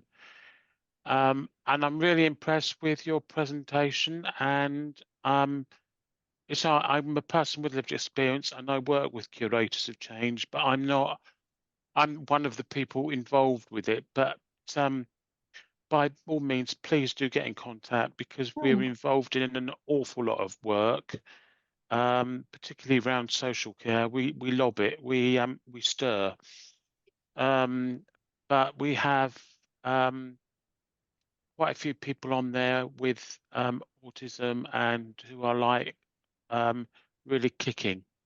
Good. But Yeah. there's been some really good work in the Eastern region in Norfolk, but I'm in London now, but I still do work for the Eastern region, and also I should be involved with peer reviews eventually with the Autism Stream in Local Government Association. So It's really interesting. Yeah. it's helpful, because sometimes it needs an independent voice to go in and say, this isn't right. You're Yeah. not really sticking to the Care Act. You're not following the guidelines. And I feel like saying, hang on, I'm here. And myself, I'm really having a horrible time, but I shall be in contact. But thank you very much. Excellent. So just 3 thoughts to leave you with. In Gloucestershire, for example, I feel that health are providing a post-diagnostic service, community autism service, and it's felt that that's the social care connection for people with autism or autistic people, and actually it's not. They still have the right to have a social care Act assessment. Whatever services are being put on, they have a right to an individual care needs assessment, and that could lead to an individual support package. They can't just say, therefore you need to go on the waiting list for this service. They must meet an identified need as soon as it's identified somehow. And the other thing is that their budgets, and this is a really hard thing, and I know Cornwall in particular is in a dire situation, but it's not. We're gaslit and made to feel that it's our problem, and therefore we shouldn't ask for so much. The local authority has to even bankrupt itself. It has to legally meet any needs identified. They can say, we'll meet it this way because it's cheaper rather than that way, but it has to meet your need in a way that's meaningful to you. And the third thing is that, again, we're gaslit by being told it's about personal care. You're fine. As I say, the autistic person that we helped in Gloucestershire, he was originally told, if you can make a sandwich and brush your teeth, you're not entitled to an assessment. He was then, we argued for an advocate for him, and then he was told his friend couldn't attend as well, but you can have as many people in your assessment as you want. And so you can see there's lots of barriers along the way. We know that, but you know, you have got the right to an advocate, and you have got the right to an assessment by somebody who understands autism. At the very minimum, they should be able to show you their training, but they should have experience of working with someone with autism. So there you go. Rant over. Thank you, Jackie. One last question very quickly. Can you self-refer? That's I know that's come up a couple of times. So I'm gonna, if it's an issue around appealing benefits, we can't help with the original PIP form or the mandatory reconsideration. There's lots of organisations that can do that, but we can help with appeal. And if you if you think you're being charged too much for your care, or if you don't feel the assessment process has been right for you, then email me and we can see if we can find you a pro bono solicitor that can help you go through that. So, and as I say, the chatbot has got all of this information and a lots more, and is free to use.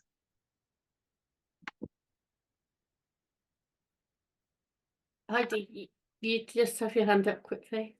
Yeah, just a quick one. Hello, thank you for such a great presentation. I might have missed it. Can we self-refer, or do we need to be under the care of a member organization? Or we have two offers, I suppose. Our own in-house legal caseworkers work with people within our member organisations, or people who've been referred from MenCap helpline, and who live in Gloucestershire or in Croydon currently. But we have links to solicitors who work as volunteers for us, and we can take referrals from a wider area for those. And you can use our chatbot. And any feedback about the chatbot and accessibility, again, please always ping to me. We're constantly improving it and changing it. Robert, just quickly. Yeah, sorry, real quick question. Yeah, so is all of what you talked about dependent on diagnosis? Do you actually have to have a diagnosis first? No, the Care Act says that the first step is that you have an impairment, a mental or physical impairment or illness. So a diagnosis certainly helps that. But if you have any paperwork which says you have executive functioning, executive processing difficulty, you have this difficulty, that you need support at school, anything that says that it's not just that you're can't be bothered to keep your house clean, but there's a mental or physical reason for that, they should do an assessment. Okay, thanks.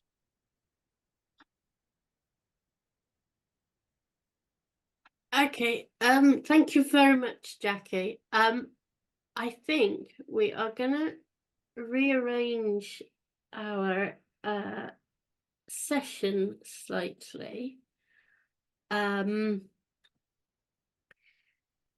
If we could put the slides back up.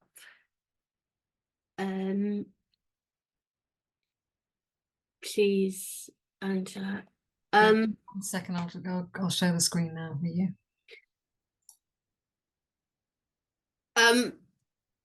If we could go that we're slightly overrunning, and we do have a scheduled talk at 12:50. I don't think we've got time enough really to give time for celebrating our interests.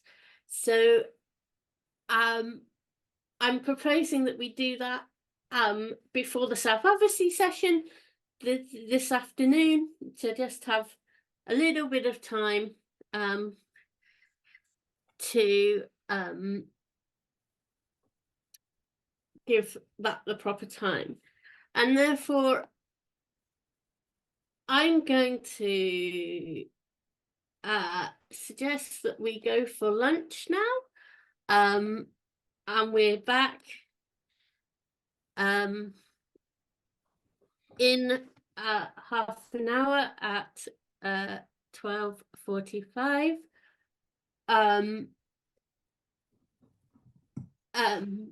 Just to get us back on track. I'm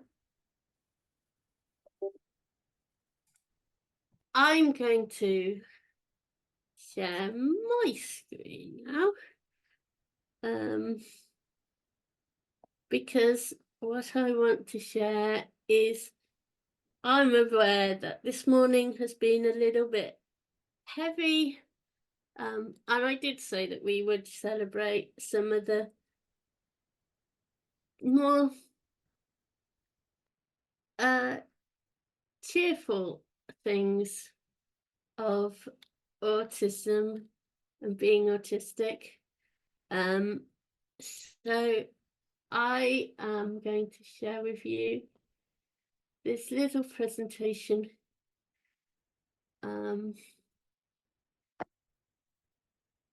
just before lunch of Autistic Joy. So thank you. I'm hoping it will work. So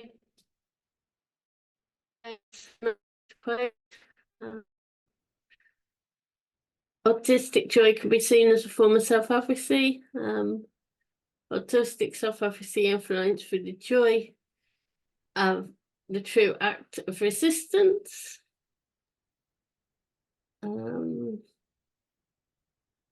It's not quite sharing properly. Okay. It's stuck on one slide. I don't know if that's just for me. Huh. Shall I share again?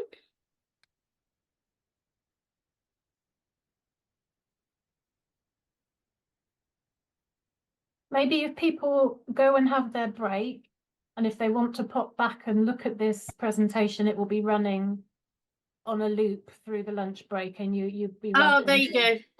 Oh.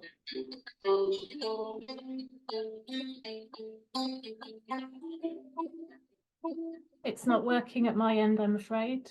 Okay. Is it working for anyone else?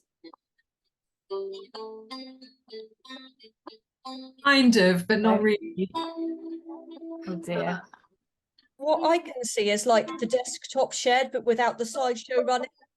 Yeah. Okay, hang on. There's lots of I'm really struggling, sorry.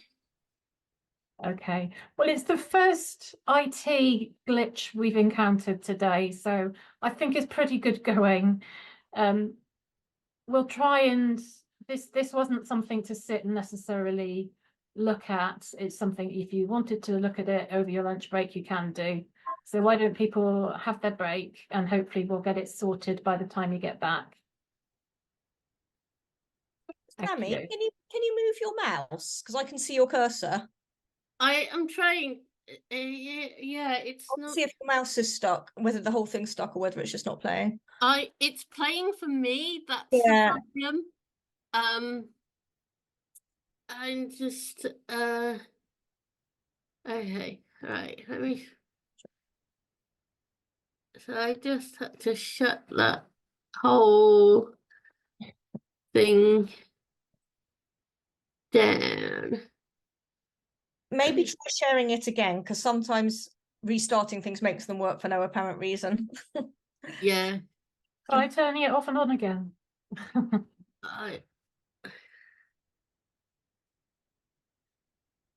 Let me see. Right, now I'm having a total another issue. Huh.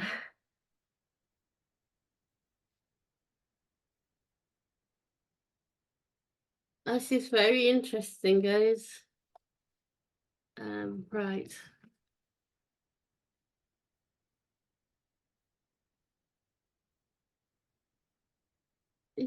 I may have to leave the meeting and come back.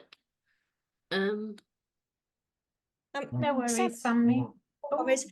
If you want to email it to me, if you're able to email your PowerPoint, I can try sharing it from my end if that helps, but I can put you my email in the chat. Whoever that is, Debbie, Well, can you it's try Ellie. that? Yeah. I think it was too big to send. It needs to go via WeTransfer. It could be that it's a bandwidth issue. I wonder if the other one you were going to share might be easier. I have a instead. real big problem at the moment. I cannot click on anything on my computer. Okay.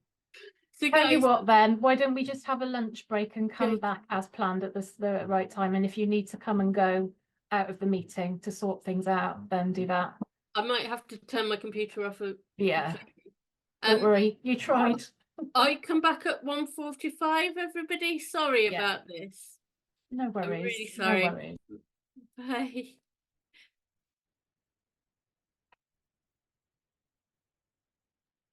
Bye. Did you say 1:45?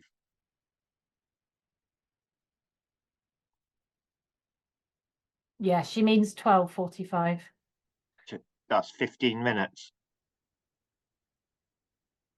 Oh, well, I think it was 30 minutes from when she originally intended. Come back for 12:45, 12:50 is when their presentation will start. Okay, thank you.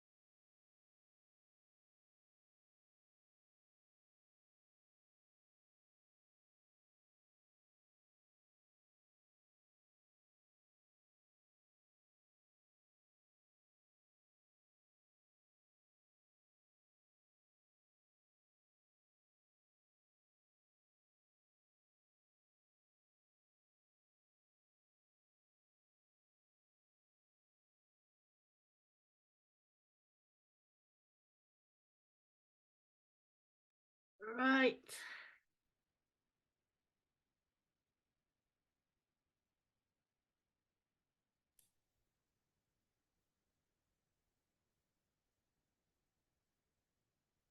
Hi, Sammy. Are we coming back? Yeah. I Yeah, think I'm here. Hannah's here. Is Hannah here? Oh, yes, yes, she is. Hannah is here. Oh, I just ran up and down the stairs. I shouldn't do that.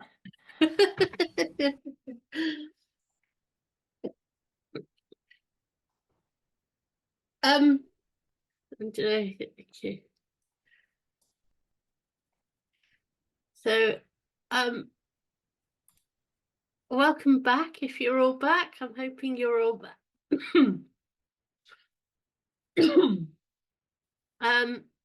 So, our next presentation is about the services for Derriford liaison nurses, but particularly on reasonable adjustments in healthcare. I'm aware that I did say that we would do some Autistic Joy and some special interest stuff at some in this morning, but unfortunately time has got away with us, and my computer has decided not to play ball. So we will come back to that after Hannah's presentation. So I will now hand over to Hannah, who is the autism liaison nurse at Derriford Hospital down in Devon.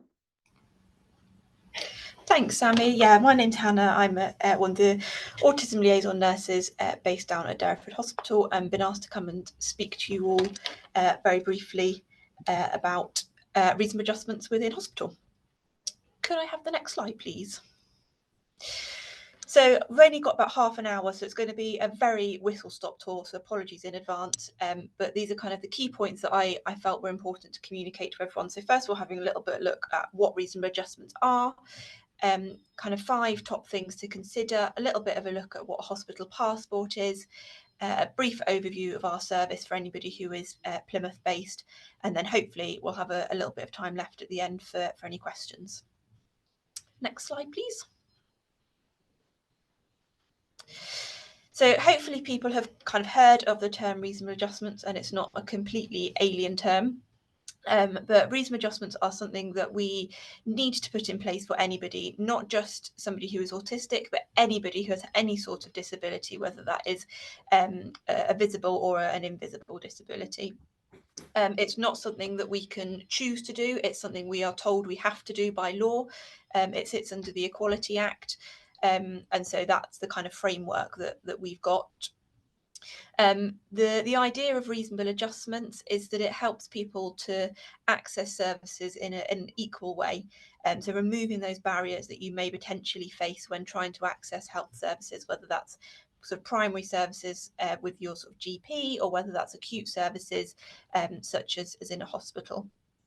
And our main aim is to make sure that people have good healthcare outcomes. We know that for a lot of autistic individuals, the health outcomes are not the same as the general population. So reasonable adjustments hopefully will make a difference to ensure that people do get those same healthcare outcomes. Over the next slide, please. So Sammy asked me whether I could bring a list of reasonable adjustments, which I would love to be able to say, here's a list, this is what you can go and ask for. But reasonable adjustments are so varied that I think it's really important to kind of communicate that there isn't a set list. A reasonable adjustment can be anything. So rather than having a set list of things for you to then go away and ask for, I thought maybe providing you some sort of guidelines of things to think about. So kind of the five things that we came up with are, first of all, that reasonable adjustments are person and situation specific.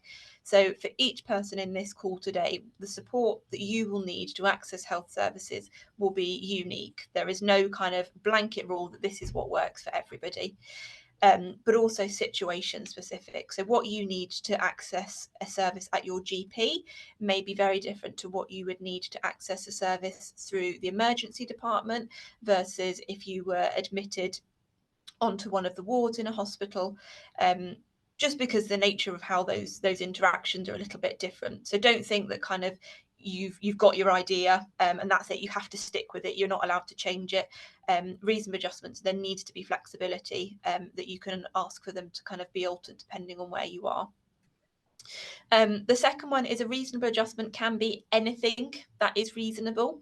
That's the kind of key clause there, which brings us on to number 3. So when thinking about what would be a helpful reasonable adjustment, I always say to people when I'm having those conversations, if you were, for our example in the hospital, if you were the only patient on this ward and no kind of resources, finances, things, that wasn't an issue, how could we make this stay better for you?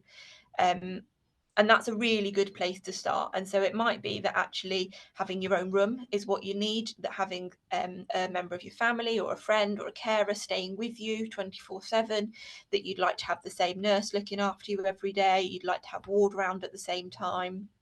Starting to kind of brainstorm that if you were the only person in this situation, what could we do?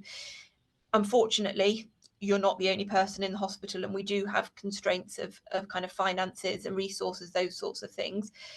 But helping us as health professionals know what your kind of ideal situation would look like can then help us to kind of make those compromises. So being aware that you can ask for anything, but knowing that we might not always achieve that, but we will always try and meet you in the middle somewhere. So for the example I gave, having your own room, if we can achieve that, we will absolutely advocate for that. But unfortunately, things like infection control often trump that. So then we could maybe have a look at the ward and maybe actually is that bed by the window a little bit better than the one that's right next to the nurses' station where people are constantly coming and going. So little things like that it might not be your ideal, but we can make the most of a not so great situation. It can be really helpful to have a think about what you may need and documenting this when you're feeling well regulated. So when you're at home before you're unwell, can be really helpful. It can be difficult in my experience for people to be able to think about those things that might help them when you're already really stressed, you're feeling unwell, and kind of everything's just getting on top of you. So having a think about what you might need before you get to that situation can be really helpful. Obviously, things might change when you're in that situation. You might suddenly realise, I hadn't thought of that, and that's an issue, and that's fine. We can address that as we go. But preempting things that would be difficult for you, writing that down, whether that's on your phone, whether that's on a hospital passport, which we'll come on to, anywhere, just write it down so that you've then got that. You don't have to be able to verbalise it. You can just literally hand it over to somebody and we can understand what you need. It can also be really helpful if, for example, you're accessing your GP where it's a planned encounter, to share those adjustments ahead of time, just to give the GP a bit of a heads up that this is what you need. GPs are so tied with their time that if we can give them a little bit of a heads up rather than using half of your appointment to actually get those adjustments in place, that could be really good. And then we've sort of touched on number 5 already, but it's really important to remember that we can't always accommodate exactly what you want. And that's not because we're trying to be difficult. That's not because we're kind of putting barriers in the way. That's because there are so many other influences into what we can and can't put in place. But that doesn't mean that people don't want to help. It just might mean that we need to go on to plan B and have a bit of a conversation about what your second best option might be. The next slide, please. So again, hospital passports, hopefully something that is familiar to most people. I think they're becoming more mainstream now, which is really, really good. But very briefly, for people who don't know what a hospital passport is, it's a document that is owned by you. That's a really important thing. Please do not let anybody, medical staff, nursing staff, please don't let people keep them. They are yours to keep. They're not a medical document. That help communicate your health needs, but more importantly, things like your likes, your dislikes, your communication needs that we can't access through your medical records. The reason I say that it's your document, not ours, is because you have the right to change it at any point. You can add information, you can take away information. So it's kind of a working document that you can add bits to as you go. when I was chatting with Sammy, we were kind of listing off the hundreds of versions of hospital passports out there that exist, and there are so many. There is no right or wrong hospital passport. Most hospitals will have their own version, and that is fine. Doesn't mean you have to use it. If you come to Derriford and you said, you know what, I really don't like your hospital passport, we won't be offended. If you come in and you found one from a hospital in Edinburgh that you love, great, that's fine, as long as that information is written down. That's ultimately all that matters. So there's a couple of examples on the next slide, if we're able to have that one. So these are just a very few examples. So the first one there is our one from Derriford. So we've got a hospital passport, and then we've also got a reasonable adjustments form, which is just a double-sided A4 sheet of paper that allows you to kind of put down some of your adjustments around anxiety, sensory needs, pain, communication, which you're very welcome to. They're all available for free to download from the Derriford website. So even if you're not a kind of Plymouth local, please feel free to have a look at those if you like the look of them. And then a couple of other examples. The National Autistic Society have got their health passport, which is brilliant. Again, free to download from the National Autistic Society. And then a third one is the healthcare passport from the from the Autistic Girls Network, sorry, which again, free to download. I'm not aware of any that you have to pay for. Have a Google of passports, and hopefully there is one out there that you like the layout of, and you can make it work for you. And if not, just write it on a bit of paper. It does not have to be in the format of a hospital passport. The most important thing is that we just have that information about you, so that we can understand kind of what you need from us. Fabulous. So the Derriford Autism Service, for those of you who aren't familiar with us, we're based down at Derriford Hospital, so in Plymouth. We are quite unique. The only other service I know in the kind of southwest area that has a service for autistic individuals who don't have a learning disability is Trelisk down in Truro in Cornwall. So we provide support and advice for patients who are autistic without a learning disability. We work very closely with the learning disability team, but yeah, our remit is supporting autistic individuals who do not have a learning disability.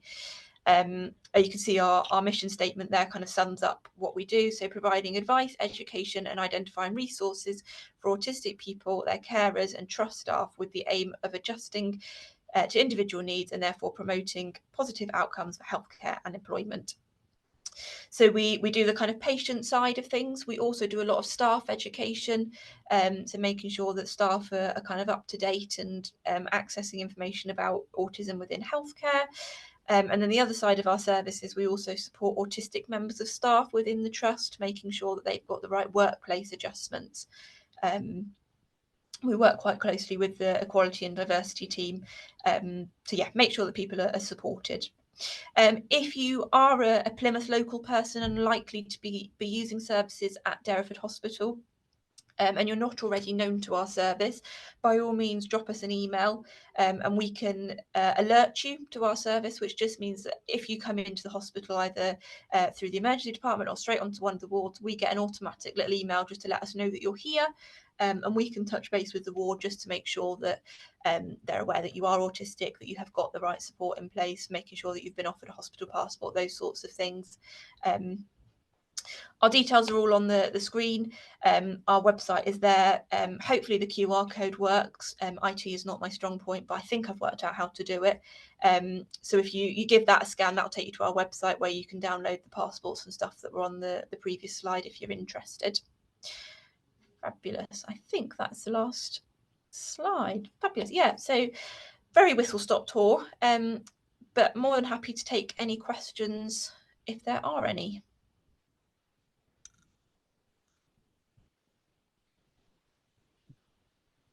Were there any questions? Debbie in the chat.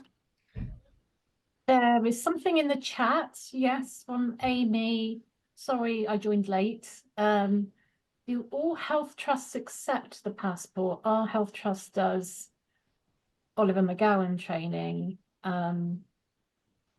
Yeah. do all trusts accept health passports? Yeah, absolutely. There shouldn't be a reason why people don't accept them. So wave them in front of people's faces. Ultimately, hospital passports make our job as health professionals easier as well, because it helps us to understand who you need and who you are and what you need from us. So we often have conversations with wards where they phone and they're kind of struggling to manage a situation, and we say, "Oh, have you read the hospital passport?" No. And all the information they need is in there. So if people are kind of reluctant to read them, make sure you just keep waving it in people's faces and say it's really important that you do read this. Oh, the chat is getting away with me. There was something I saw. I think there was a question from Rowena. How do you get GPs and hospitals to actually put the adjustments in place? Mine ignore everything I write, like they don't even read it. I think that's one of the problems, isn't it? That sometimes those hospital passports aren't read, but yeah.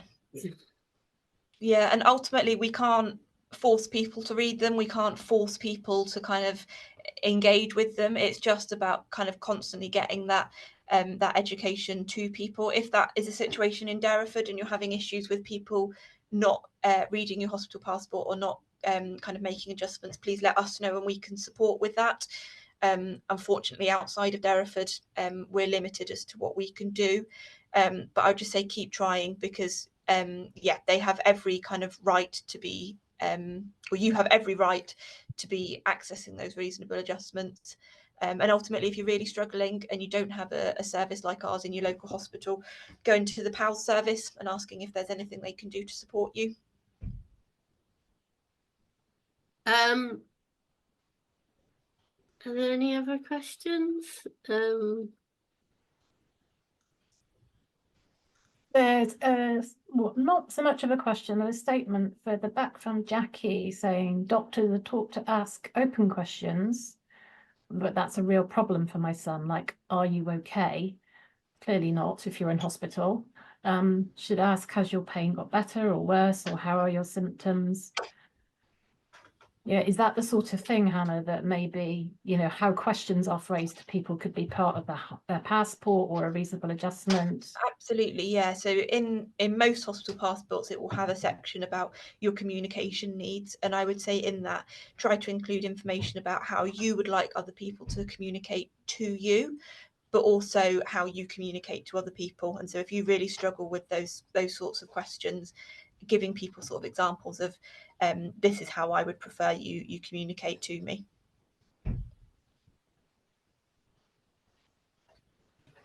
And don't be afraid to bring in sort of resources as well. If you use kind of, some people prefer to use kind of smiley face cards, those sorts of things, rather than answering yes, no, they'll have a little green smiley face for I'm good, or a little red one for I'm not so good. If you've got those sorts of things at home, absolutely bring them into hospital with you. Any sort of communication aid that will help you, yeah, use them. Can I ask a question, please? Hi. Sorry, I couldn't find the part. I usually use Teams, and I couldn't find the bit where you put your hand up on Zoom. It's always hard to find. I'm sorry for being rude and jumping in. I was going, I can't find this. Do you have any sensory toolkits? Say if someone comes through A&E, and you know, I carry one. I have headphones. I often have sunglasses in my bag. I know that I work in the NHS, and I do deliver the Oliver McGowan mandatory training as well. Yeah. But do you have a sensory toolkit that people can ask, and communication tools in A&E, say, for example? We don't have a toolkit as such, but we've got a number of resources. So we've got noise cancelling headphones, we've got DVD players, we've got fidget toys, those sorts of things that people just need to ask for if that's something that would help you. We have given ED a couple of sets of headphones because obviously we're not here 24 hours a day, and people don't stop coming into A&E at 4 o'clock on a Friday afternoon, and so there are some available. There should be some available just to ask at the main reception when you check in at ED. but yeah, in our office hours, we've got a number of resources that we can lend out. We've got tablets, yeah, DVD players, fidget toys, eye masks, those sorts of things. That's brilliant. That's excellent. Thanks for that. All right. I know that Trelisk have had some money recently that they put together bags that they give to people with those sorts of resources in, which is something that we are looking to pinch their idea in a loving way. No, that's cool. That's why I like these kind of meetings, because I Yeah. work at RCHT, Okay. delivering the Oliver McGowan. I also deliver it for Derriford, and I love supporting change, and sensory differences are a massive, important issue that's sometimes overlooked. It's good that Absolutely. you've got it, and RCHT do have that. No doubt they go missing quite a lot because they're quite popular. So I guess in the current climate, so I've got a baby in the background if you can hear that. The current climate, things do go. Yeah. Having a constant stock of stuff can be tricky, but I think what would be nice is maybe best recommendation list so people can build their own. I think that would be a nice thing if people could do. And we've got that on the front of our hospital passport. We've got a list of kind of, it's not an exhaustive list, but kind of recommendations of these are the sort of things, so such as sunglasses, headphones, weighted blankets, weighted lap pad, those sorts of things, those are sort of things that if you've got them at home and they really work for you, it's just something you can tick on the front of your passport to say these are some of the things I might bring in with me. Yeah, don't be afraid to bring anything in. We've had people that have brought in a full set of bedding for them themselves before. That if that's what you need to feel comfortable, your own pillows, your own duvet, fine in my opinion. No, that's perfect. That's brilliant. Thanks for that. No worries. There's a question from Kate, and it's not directly about liaison nurse work. I don't know if you'll be able to answer it, but it says, are you aware of any information on mental health meds and needs? I've read that they don't necessarily work for the same for people with autism. Is that something you can answer? Yeah, not really my area of expertise. I'm not a mental health nurse, so I wouldn't want to be advising about medication. I'd kind of probably signpost you towards your GP or pharmacist for that one. Sorry. Some other things that are coming up in the chat is about pain and people rating pain, describing pain. And I know that's a topic that we've talked about in our Your Voice Network meeting, and how tricky it is with the neurotypical descriptions of different types of pain and how understanding them and communicating that. Is there anything that you do that helps people to communicate that or to understand that? So we've got a couple of pain tools that we recommend to people. So we've got the Abbey Pain Score, which is more for somebody to do an assessment of. So if I was assessing your pain, rather than you communicating it to me, but that is an example of a pain tool that can be used if you're not able to communicate your pain to me, that I could use that tool. We've also got the Wong and Baker, which are the faces that work quite well for people. So there's various kind of tools out there. I don't have a kind of, here's the answer. I think there isn't a kind of an answer that works for everybody, but there are various tools out there. So it's worth just having a little Google of pain scoring tools and seeing if there's one that you like the look of. And then again, coming back to the hospital passports, documenting that in your passport that this is what I would like to use.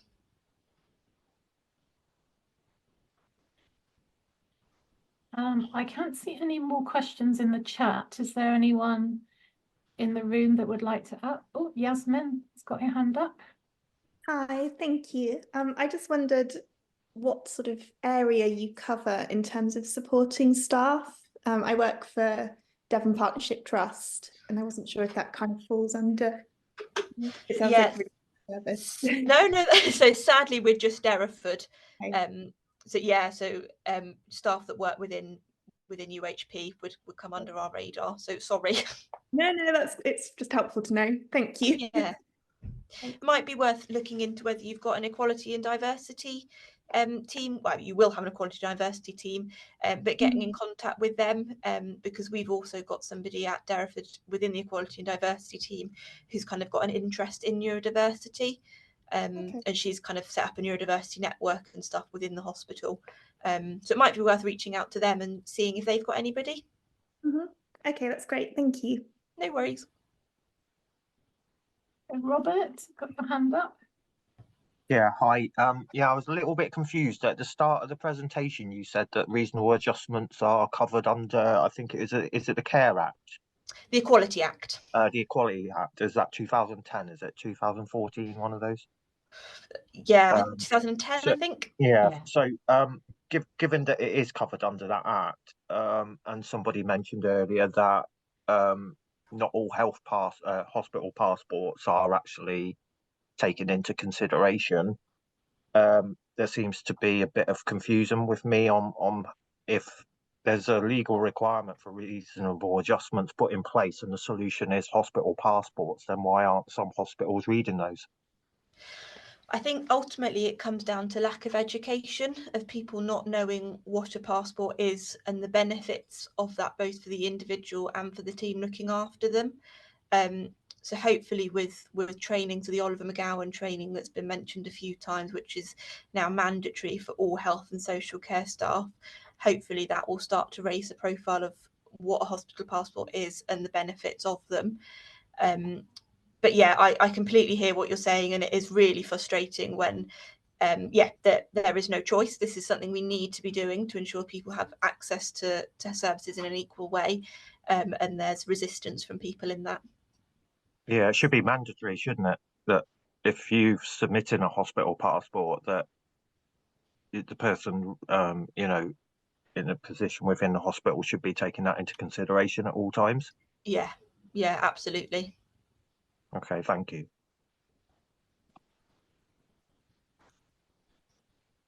Are there any other questions for Hannah?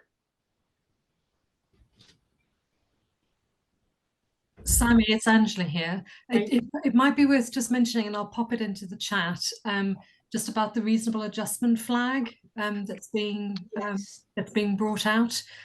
So I'll pop a link into the chat. Unfortunately, I'm not an expert on it, but I'm aware of it. So I will pop it in the chat, and then you can have a look at that in more detail as well. But Hannah, you might know a little bit more. You kind of nodded your head there. But yeah, no, a vague bit. Thanks for flagging that, Angela. Again, I don't know a massive amount. It's relatively kind of hot off the press, but there is a national reasonable adjustments flag that is going to be added to a kind of a central spine. So all services, whether that's your GP, whether that's a hospital service, will be able to access this kind of centralised bit of information, and it should link in with the various kind of systems that places use. That not just from an autism point of view, but for any sort of disability, that it will flag that somebody has a disability, and then it will give you the option. It's from what I've seen of it, it's quite limited as to what you can put on it. It's kind of almost tick boxes, so it's not very in depth, but you can put information on there kind of around what your kind of basic needs are. So I would still advise that you have a more in-depth personalised document that you carry with you. But hopefully in the coming years, the central flag will kind of signify that people do need those additional adjustments when they're accessing health services. We have a question from Heather. Sorry, Sammy. Yes, that was what I was about to read, so you can read it. Okay. The question is, how do reasonable adjustments, etc., work when someone hasn't had their formal diagnosis yet or is waiting for their assessment? I have found that adjustments get overlooked if someone doesn't have the formal diagnosis. Yeah, I think sadly that is true. We strongly advocate at Derriford that a diagnosis is just something written on a bit of paper, and that people need access to reasonable adjustments whether they have got a diagnosis or not. So our service supports individuals who are have got a formal diagnosis, are awaiting a diagnosis, or self-identify as autistic. So I would still, if you feel that you're kind of on that pathway, because waiting lists are years long now, and you feel that you do need those adjustments in place, by all means, still complete a hospital passport. We've given out passports to people before who have nothing, no kind of autism diagnosis, but it's purely from an anxiety point of view, that actually they really struggle in hospital, and they've just scribbled out autism hospital passport and put anxiety hospital passport. So absolutely still entitled to reasonable adjustments. Everyone should access reasonable adjustments if there are barriers towards you getting the service that you need. Thank you, Hannah. Thank you. Heidi, you have your hand up. Yeah, hello. I'm wondering, you may or may not be able to comment on this, because I don't know what the picture is nationally. I'm aware that my GP service is trying to figure out a workaround, or so they say, although I have no evidence that they've actually thought about it really, because I don't have a diagnosis. And so the section, for example, on the GP records that would go to a referral, where it just does a data scrape and says, is there any history of, say, severe mental health or autism? Everything gets just filled in as if nothing exists. Okay. And I've pointed this out to them. So two questions. One, does that kind of data come straight to the hospital? Is it visible at hospital level from my GP records, or is that like a separate record? And then any suggestions on how I advocate for myself as a self-identified autistic person when my GP records aren't showing it? So in terms of us accessing GP records, it's a little bit hit and miss. Certain GPs, we do have access to people's records, certain GP surgeries we don't. So it's not a kind of reliable thing that we can access everyone's records from a hospital point of view. And I can't speak for kind of wider in the Southwest. That's only for Plymouth. There might be different systems set up elsewhere.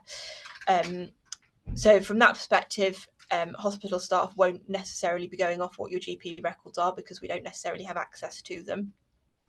And with regards to kind of having a voice around reasonable adjustments in the GP, is that the other side of it? Well, I'm kind of trying to have a kind of catch-all situation where there's something recorded in my records that helps me feel like I'm going to be seen by whoever I get referred to, whoever I get seen by within GP medical services or mental health or hospitals. I just want there to be something in my record that speaks for me, so that I don't have to start from zero again and explain the whole bloody nightmare. Yeah. I mean, I don't think there's anything to lose in just being that upfront with your GP and saying that you would like just something added to kind of what you've said to me, and these are the kind of key things that you need to know about me. If you're able to email your GP, it might be worth just putting that into writing for them, and just asking that that's attached to your notes. Yeah, I'll have another go. I think it might be a case of persistence on this one, because sadly, I think that is often the case with GPs. Yeah, first, maybe if I try a passport form, they might and ask them to upload it onto my records or something. That might work. I don't know. Worth a try. Jackie, you have your hand up. Yeah, I go to a forum, an NHS forum around learning disability autism in the Southwest, but I got told a couple of years ago that there was a thing called additional information on the summary care record.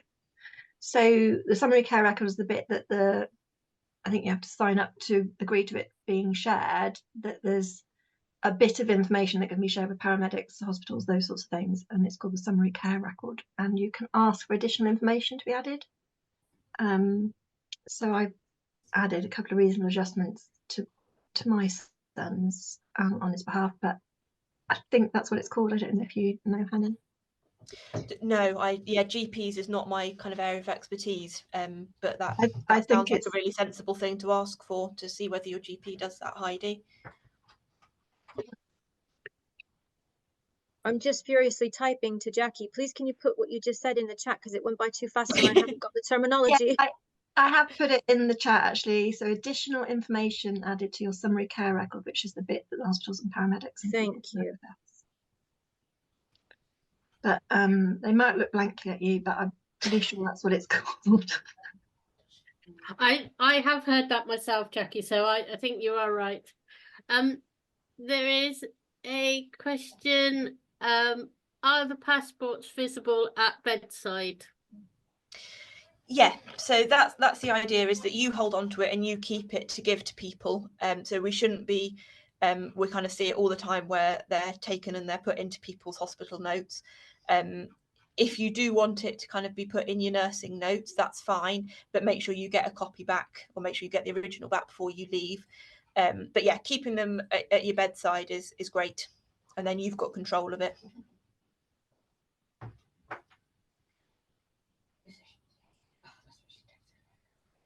Hi everyone, it's Angela again. I think I found some information about that, what Jackie was talking about in terms of the additional information in the summary care record. I've put a link in the chat. If I find anything else, I'll share that as well for you.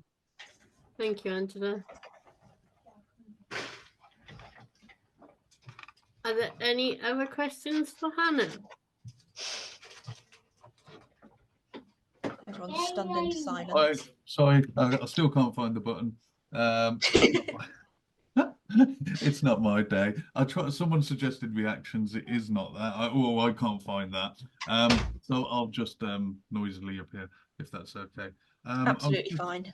Going to say, in regards to my take, and it is my take, and I always throw this. It's not verbatim quote around the Equality Act. If it's reasonable to believe that someone has a protected characteristic, it's more important to support that need than seek diagnosis. And I've used that many a time. And if you self-identify, which I believe is perfectly legitimate approach, that if you state that on your admission into hospital, it should be considered ideally. I know RCHT, they will support people. They will share that information with everyone. Sorry, my daughter's deciding to shout at me. But also, RCHT, if you're on the diagnostic pathway, so if you've gone to your GP and you've recorded that on your record that you wish to, you're following the diagnostic pathway, because we know the waits. I think it's 3 years for adults in Cornwall currently. You can that will also be flagged onto the system. So, it may be a long wait, but if you can have that conversation with your GP and provide enough information that he agrees with you, then it should be flagged as well, and that should support you in hospital settings. So I just wanted to add that. That's really helpful. Thank you, David. Thanks.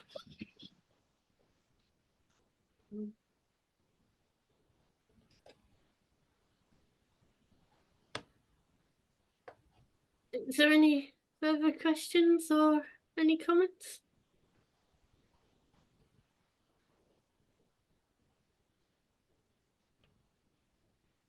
If there isn't, I will thank Hannah for coming. It's very been very informative, I'm sure.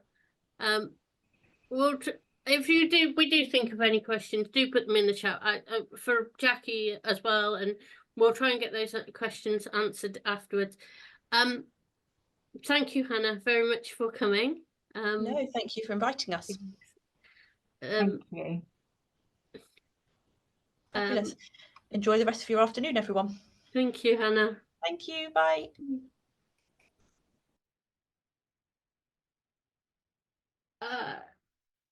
I think we may have made some time up.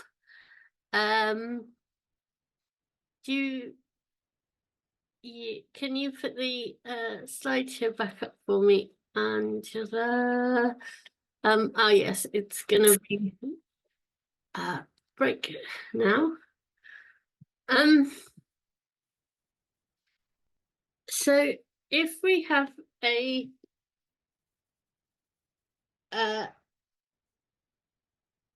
5-minute break until 1:30,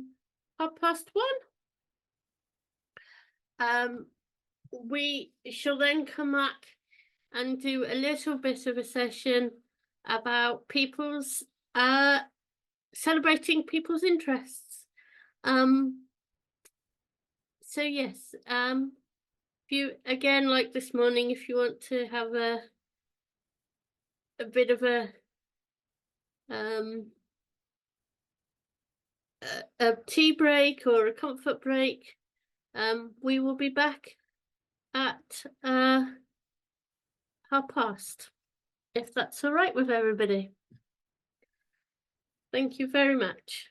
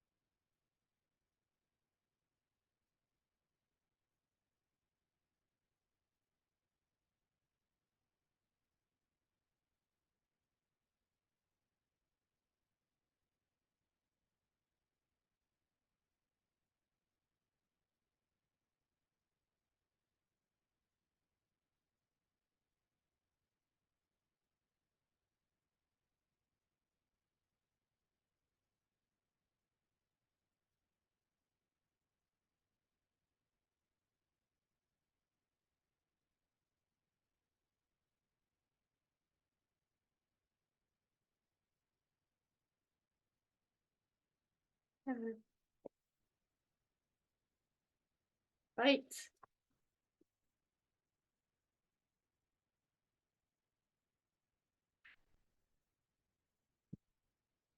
So, hello back, everybody. I hope everybody is back.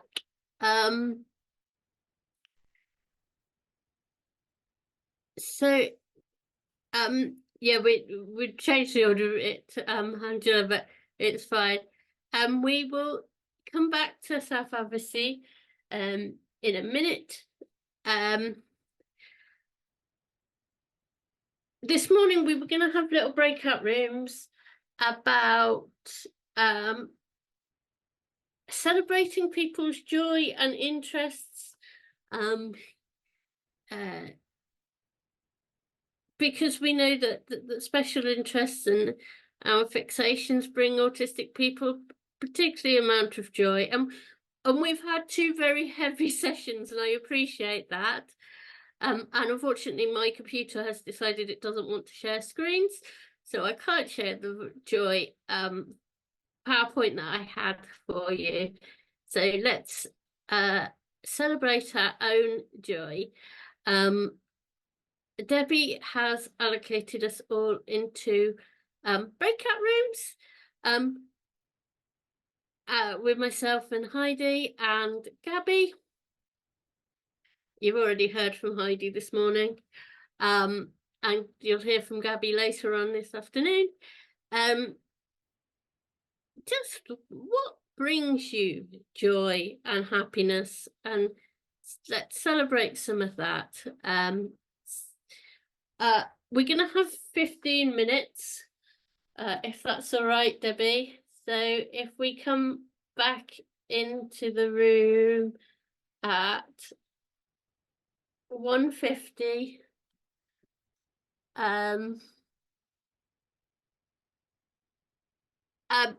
the session is being recorded. I've just seen a comment in the chat about missing this morning. The session has been recorded. It will be on the Inclusion Gloss on the Your Voice website, and also the slides and links will be sent out as well.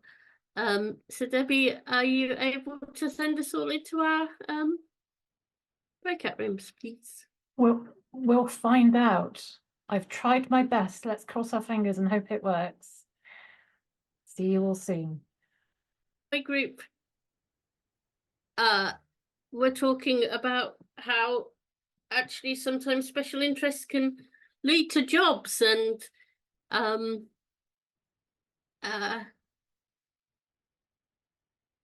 the autistic mind likes learning, and that you get very much absorbed in what your interest is. Heidi. Yeah. Our group shared a variety of things, making rockets, making train tracks by, I think, like from scratch. Baking and gardening is popular. Pets are popular. And now my memory retention is failing me because I don't keep things in my head very easily. So I've now forgotten what was mine. Oh, I collect Lambda books from the London Academy of Music and Dramatic Art. They're basically anthologies of prose and poetry selections. I collect those. I also thought, just to try to get a better kind of capture of this information, we could ask people to just pop something in the chat of what is one of their passions, special interest, pieces of autistic joy. If people be willing to do that, then we can kind of capture some of that a little bit. That would be wonderful. So yeah, absolutely. What brings you joy? What's your interest? Pop that into the chat, because some people, one thing I find, you find your own tribe in life, and one of the best things is understanding, finding somebody else that has the same interest in you. It makes such a difference to your life. Gabby, where are you? Did you have anything to say back? Yeah, my group was really good. It was music, crocheting, art. Yeah, art was a big one. Psychology, pets, and that's quite cool. We saw like a little puppy, cockapoo puppy, and it's very, very sweet. And cats came up too. And like Heidi, my memory, I can't remember everything else, but yeah, it's a really, really nice nice time to listen to what everyone Joy brings. Yes, pets seem to come up a lot. I know a member of my group actually was able to make being an animal behaviourist their job, because that was their and somebody who worked in medical stuff as well was now in.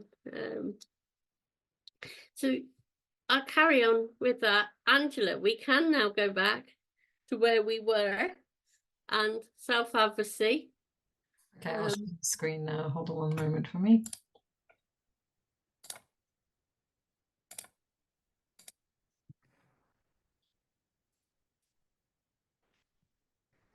So Debbie is going to talk to you about self-advocacy. Yeah. Do you need me to keep this short, Sammy, because of where we are in the schedule, or I not? don't. I'm not sure because Michael's not here, so let's Okay. just run what we've got. Let's see what happens. Yeah. I'm sorry if you can hear my dog gnawing on a chew in the background, but it's what's keeping her quiet for now. So I introduced myself at the start, but if you weren't here, I'm Debbie. I am the Research Health and Wellbeing Manager at Inclusion Gloucestershire, and I manage the Your Voice team as part of that. And give me a second, I need to swap my screens. Oh, I can't seem to do that. Okay, so I'm going to be looking in the other direction at my second screen. Sorry about that. Yeah, I'm going to be talking about self-advocacy. I imagine a lot of you have a good idea of what that is. I've worked in self-advocacy for a while and also studied and written about it. So I'm going to give a bit of an overview of how disabled people have come to speak up for themselves and to challenge things, and where autistic people have been part of that, and where we are today. So next slide, please. So what is self-advocacy? To put it simply, is speaking up for yourself. In order to speak up for yourself, you need to have a good understanding of your rights and your needs. And hopefully today we've made a bit of an inroad with that by looking at rights in social care and rights in healthcare, with the talks from the liaison nurse Hannah and Jackie from Access Social Care. And having a good understanding of those rights helps you recognise if they're not being met. And when you stand up for them, that's advocacy. What self-advocacy doesn't mean is that you're on your own and you're having to do it by yourself. We're going to hear from a couple of the groups that are part of our advocacy network later, but there are communities of advocacy groups for autistic people who will provide support, even if that's just a bit of a listening ear. There's a lot of ways that advocacy works. There's a lot of different ways people do it. There's not one way. There's not one size that fits all. So next slide, please. So the self-advocacy movement, if we look back to the 1960s, physically disabled people came together around about this time to speak up about things that were happening for them. So around this time, residential settings were created to provide care and support for physically disabled people, including those who maybe don't need an awful lot of support. Accessible housing was very rare at the time, and often the only option was to live in a residential home. However, these places were often quite institutionalized. There were restrictive and sometimes controlling practices, and disabled people just weren't listened to, and their views weren't taken into account at all. So they came together to speak up in opposition to the way that they were treated in these settings, but also about the way the society in general viewed them and treated them. And it was from these people that our understanding of the social model of disability came about. Next slide, please. So we have talked about people with a learning disability a little bit today. People with learning disability were also, in the past, kept separate and kept segregated from the world in institutions that were initially known as colonies and then later called long-stay hospitals when the NHS took over care. And I believe that's a picture of Stoke Park Hospital in Bristol, in that picture there. And there is some evidence as far back as the 1940s of people with a learning disability saying that they needed to stick up for themselves in these places. There wasn't, however, much opportunity for them to come together as a group and challenge things, because in these places, the care that people received and the support was often incredibly dehumanizing and incredibly cruel. So it was actually families, professionals, and academics that came together initially to speak up on people's behalf. And then around the 1980s, their advocacy movement started to take off. There were a couple of conferences in the US and the UK, and at one of those, someone came up with the term people first. And if you're familiar with any advocacy groups of people with a learning disability, a number of them are called people first. And that's where the name came from.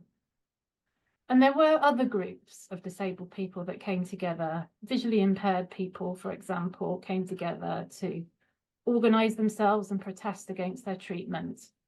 But it's not really until relatively recently that autistic people have come together as a community to speak up for their rights. Next slide, please. So it can be attributed to a few things. It's a relatively new condition, really. Autism was only recognized as early as 1943. And at that time, the focus was very much on children rather than autistic adults. And since that time, our understanding and our knowledge of autism has changed, and it's developed a lot from things such as classic Kanner's autism, Asperger's syndrome, which is being phased out, the triad of impairment, obviously that's a deficit model that Heidi was referring to earlier, and the autistic spectrum.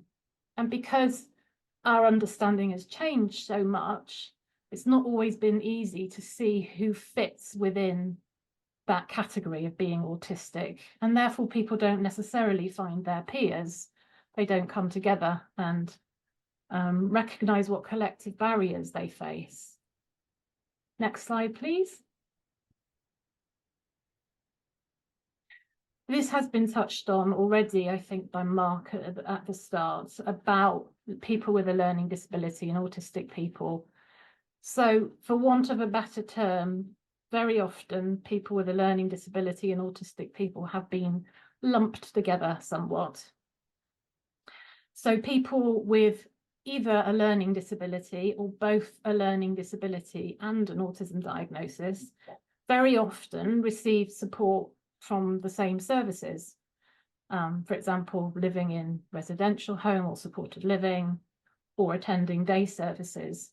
So people, autistic people without a learning disability were kind of invisible. Nobody was recognizing that people had separate different needs. And there was almost the implication that if you have a learning disability, you need support and you need advocacy. But if you have autism and not a learning disability, there's not so much need. You don't experience the same amount of discrimination or oppression. Next slide. Sorry, please. Remember my manners. So I remember Sammy, I think, referred to this or someone else earlier, that autistic people often found themselves in the gap, falling through the gap between the services that did exist learning disability services or mental health services, and not being eligible for either of those, unless perhaps they were unlucky enough for their mental health to get so bad that they needed to access a mental health service, but then probably quite often found that it wasn't accessible to them as an autistic person.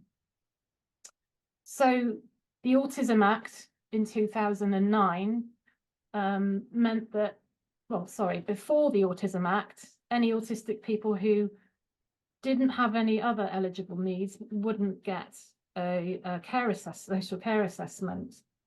And even with the Act coming in, changes have been quite slow to happen, and we know there's still a lot more that needs to be done.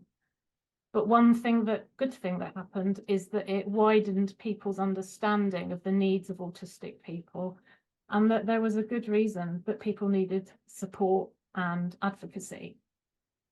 Next slide, please.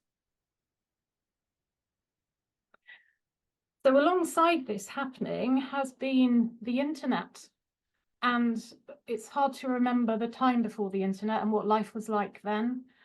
But what the internet has done has allowed people to connect and build their own communities and their own informal networks.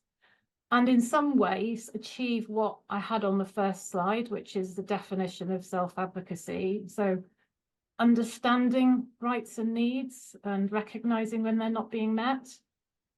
Social media has been a place where people have built their own online communities of support, often across countries and across time zones, and finding commonalities between them.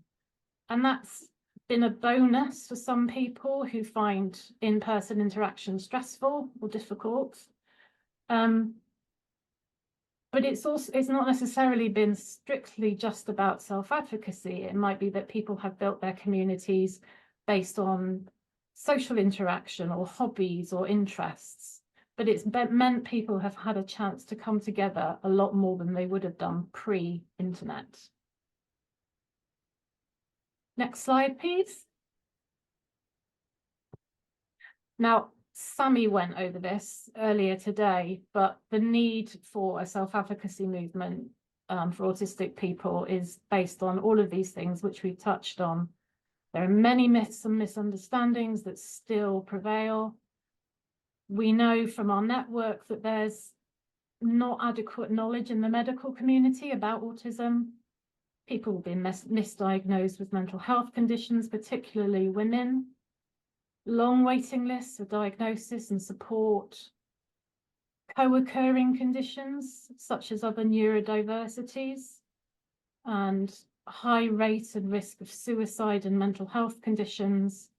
There's not a very high employment rate for autistic people, and unfortunately a lower life expectancy than the general population. So there's a real need to speak up for the rights of autistic people who don't have a learning disability. Next slide, please.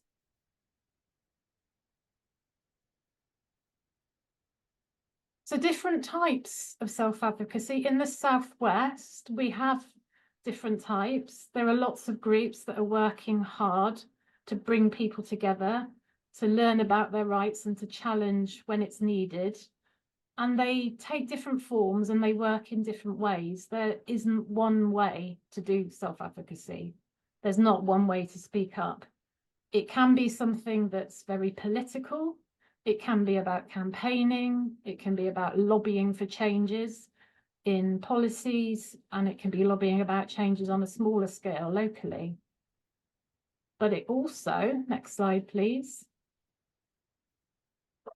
It can also be about building up your understanding of yourself, building your self-belief and your self-confidence, and feeling empowered in your own life, and then being clear about what needs to be better. So if you're part of a self-advocacy group, you've got the backup of people who know what it's like for you. And someone within the Your Voice network made this comment, which I thought was really beautifully put, about how being part of the community has helped them. And they said, being part of the wider autistic community has given me a better relationship with myself. Learning that I'm autistic puts me at a disadvantage with the wider world, but I love myself more knowing that there's a reason I struggle to navigate life. Which I think is a really lovely comment. Next slide, please. But it's worth noting that it's not always called self-advocacy. If you're in the position of wanting to look for a group, a community to be part of, not all groups or organisations call what they do self-advocacy. It doesn't mean that they don't do it, that they just may call it something different. And if what they're doing is bringing people together, creating a safe space and a supportive community, if it's about increasing people's individual power and collective power, then the chances are what they're doing is self-advocacy. They might just call it something different, and that's absolutely fine.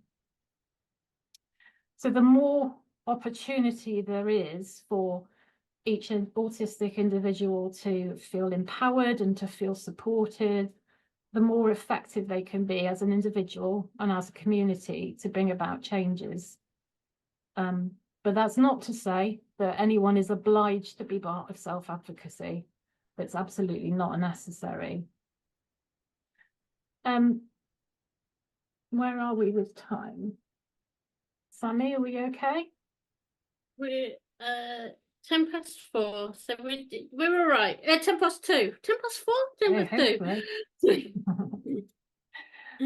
I'm happy to take a few questions, but after that we could move on to hear from one of the organisations in our network, which is Autistic, and Gabby will explain what they do, supporting autistic women and girls. Has anybody got any questions for Debbie, or shall we move on to Gabby? I don't think there was any questions in the chat. Let me just check.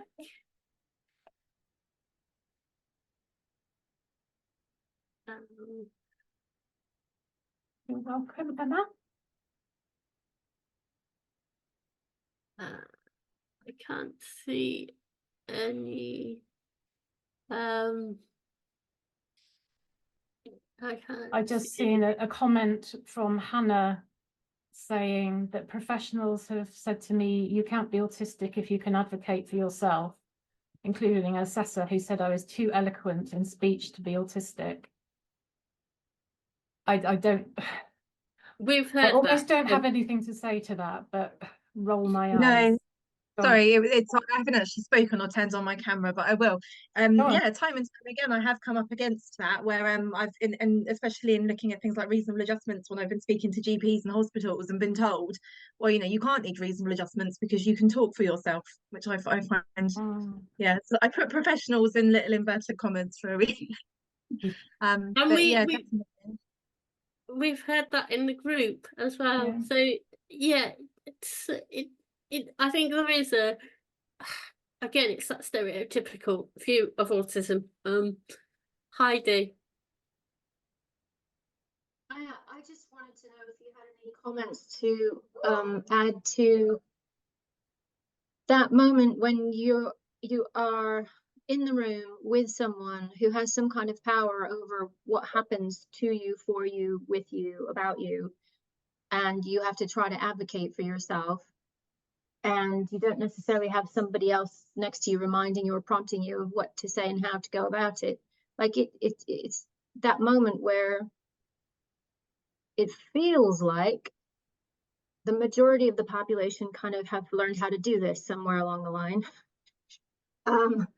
Whether they have or not, you know, everybody's on some kind of journey with that whole equation, but there's that moment when we have to actually speak up and advocate for ourselves in the GP waiting room or in the GP consultation or in a whole variety of other circumstances. What to do? Like I don't even know what a question to ask there because it feels like it's so layered, but yeah, that's the question I'm asking. Yeah, and I relate to that.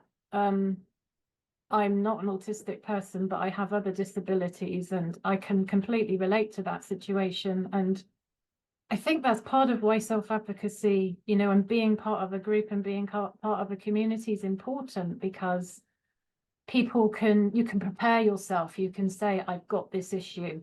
I don't know what to do. I don't know what to say. And someone can come along and say, well, I've had this situation and I did this. Or you can at least just think about preparing for situations before they arise. It's never easy. There's not an easy solution, but I do relate to where you're coming from.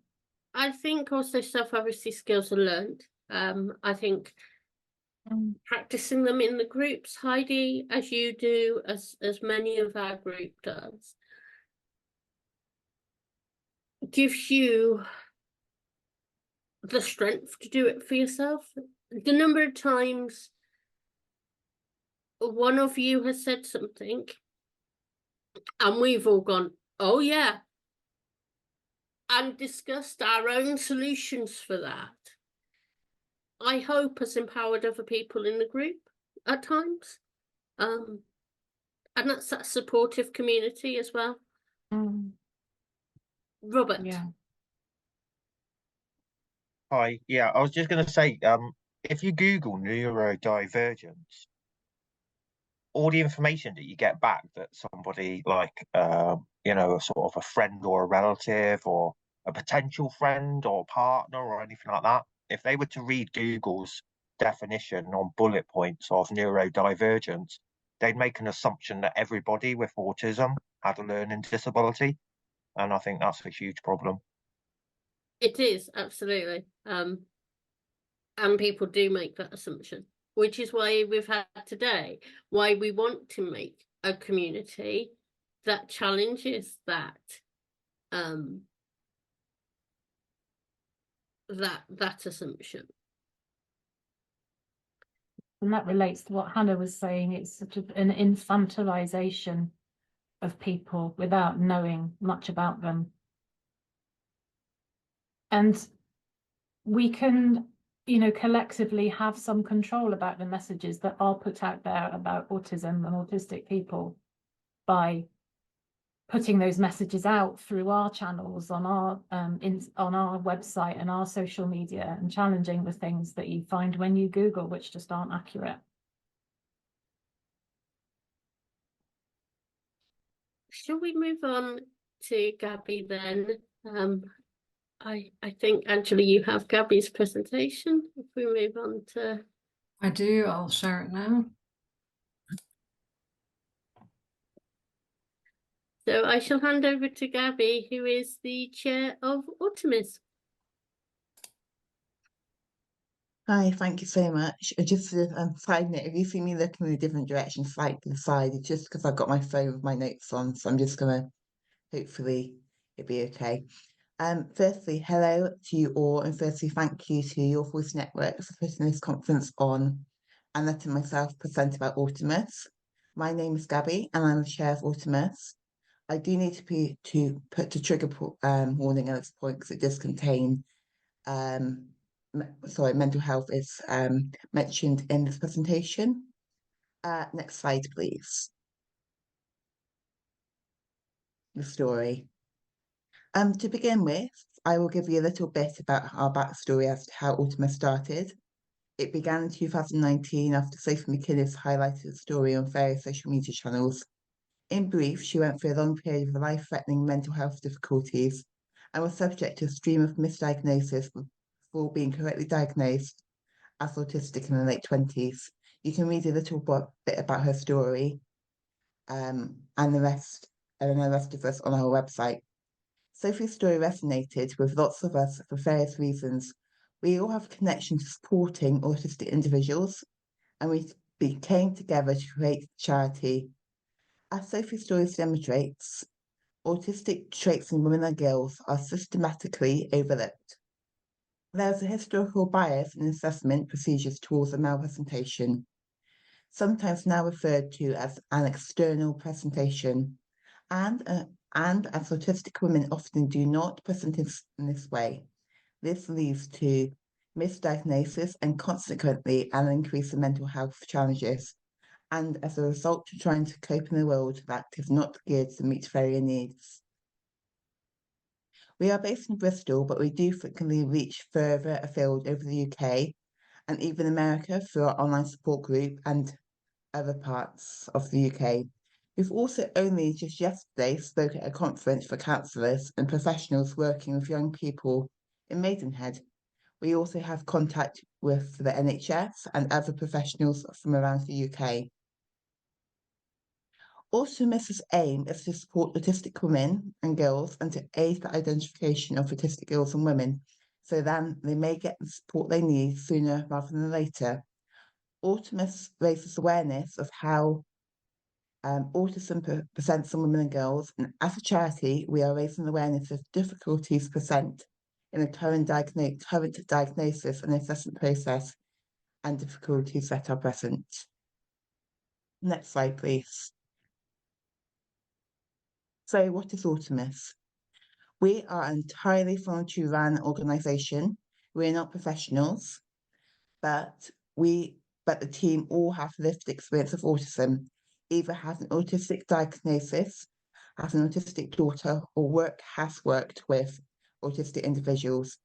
It is important that there's an autistic voice on the trustee board. The chair, Gabby, which is myself, is an autistic woman and who have had a late diagnosis of autism. We are a very much user-led organisation, which means that we respond to the needs that our users tell us about. We provide support to women, girls and their families in the middle of the diagnosis, newly diagnosed, we've just started the diagnosis process.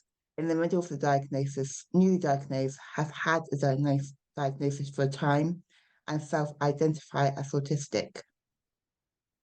We also provide support for those women and girls who have not been given a diagnosis by professionals but still identify as autistic. Next slide, please. What does Autism do? We hold monthly online support groups for over 18s. We did previously hold online support groups for under 18s and parent and carers. We are qualified mental health first aiders accredited by Mental Health England. We have run social skills workshops for pre-teens and teens in conjunction with the Social Skills Agency, which is based in Bristol. We run activity-based social groups for young girls and women, cookery, sewing and dancing. We also provide bespoke training to schools on how to identify and support autistic girls. We provide training for employers and the DWP about the needs of autistic women and what reasonable adjustments could be made. We speak at conferences for professionals involved in the diagnosis of autism, SALT, educational psychologists, paediatricians and GPs. We have spoken to local counsellors and spoken at a local council meeting based in Bristol. We also speak at conferences for counsellors and professionals who work with young people. We signpost users to other agencies and charities who may be able to offer further support and advice. We also work collaboratively with the local NHS BAS Autism organisation in Bristol. We are members of self-advocacy groups such as Your Voice Network and forums which aims to raise awareness of the autistic voice. Through this work, we hope to contribute towards developing an inclusive society that values, respects and includes people with disabilities. As a charity, we feed back to the NHS and other health organisations about the needs of their users and the barriers being faced by our users and what can be done to bring those barriers down. We work collaboratively with other organisations and charities. We also work with Bristol Autism Support and Neon Daisy, which are based in Bristol. We also run a cookery course with Diverse, which is an autism charity based in Bristol and the surrounding areas, and they specifically run social groups and social activities.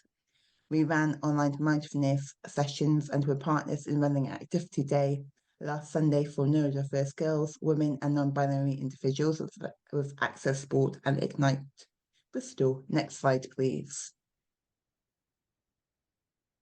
Diagnosis. Various studies suggest that the ratio of autistic males to females range from 2.1 to 16.1. The most up-to-date estimate is 3.1, and there are some professionals who have little awareness of how autism presents in women and girls, and this can make it very difficult to get a diagnosis. Frequently, for many reasons, girls are diagnosed later, missed, or misdiagnosed, and this can cause long-term mental health problems. Next slide, please. This means women and girls may be misdiagnosed with mental health issues, or their autistic traits may be missed amid the symptoms of co-occurring conditions. They can be diagnosed with mental health conditions such as personality disorder before a diagnosis of autism is finally given, if given at all. And then mental health, recent research, I think, next slide, please. Sorry. Thank you. Recent research shows that 32% of autistic women are hospitalized for a psychiatric condition by age 25, a fraction 6 times higher than for women without autism, and nearly twice of autistic men. And this is from Spectrum News, which you can see on the slide. Next slide, please. So I just saw a comment saying your organisation sounds amazing. That's really good, thank you. Okay. Barriers and difficulties that autistic women and girls face. Mental health. As you may already be aware, autistic women and girls may face challenges in social integration, as they may perceive and interact with the world differently from their peers. This can lead to feelings of isolation, loneliness, depression, and anxiety. Additionally, in an attempt to fit in, autistic young people may suppress their behaviours, leading to further harm to their mental health. This is known to happen particularly with girls, which often results in delayed diagnosis until their emotions become overwhelming in their teenage years. Discrimination and bullying. Regrettably, autistic women and girls often face stigma and discrimination, leading to incidents of bullying and exclusion. As anyone else who has also experienced this will know, this can have serious consequences for their mental health, especially during childhood, and can result in long-lasting trauma as they mature. Lack of appropriate support. Autistic women and girls may not receive the necessary support due to lack of suitable options. For example, the group therapy may not be appropriate, and therapists may not have experience to work with an autistic person, leading to further research to find a suitable provider. And then, next slide, please. Thank you. Many autistic individuals find it difficult to manage and express emotions, and I know this was mentioned previously what Heidi was talking about. This emotional dysregulation can lead to depression, anxiety, aggression, self-injury, and social difficulties. There has been a case study that shows higher rates of emotional dysregulation within an autistic population. You can see, I put on the screen, autistic women, alexithymia, and poor psychological health. Next slide, please. Masking. One of the reasons individuals may struggle more with their emotional regulation is that there can be a tendency to mask. Masking is an adaptive behaviour used to navigate social situations. It can include changing external behaviours dependent on a social situation. These learned adaptive behaviours come from observing and analysing social cues and mimicking how others move, talk, and interact.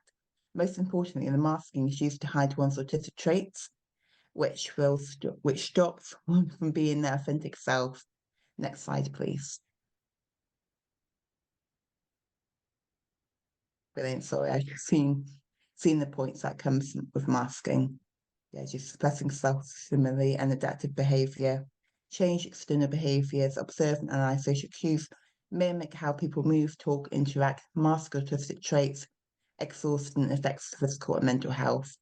And that's from Neurodivergent Insights, what is masking in autism. And next slide, please. Okay, this is hopefully at work. It's a really good video of Christine McGuinness just on skin. If you can play that, please. Thank you. I'm just going to stop sharing it here because I found it worked better if I just did it via the internet. And I need to share my sound, so give me 1 second.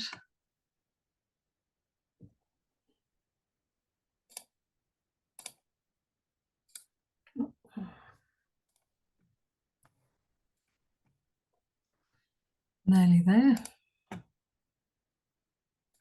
That sound. Hoping everybody can see that now. Can you see that?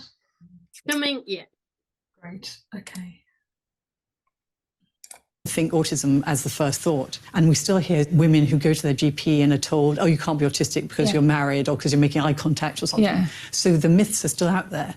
I suppose I have had the odd person question, well, how are you able to go to events and awards if you're autistic? How can you do that? And but yeah, I suppose a mask. Is that something you've come across? Masking, yes. So we think about masking and camouflaging as all the different strategies, conscious and unconscious, that autistic people develop and use to try and look as neurotypical as possible. Practicing conversations is something I've always done, and it's something that I didn't realise everyone didn't do. Yes. It's invisible, the amount of work you're doing. It is the swan analogy, the flippers under the water. Yeah, it is. One of the problems is Thank you so much. Okay, right, I'll go back to the presentation.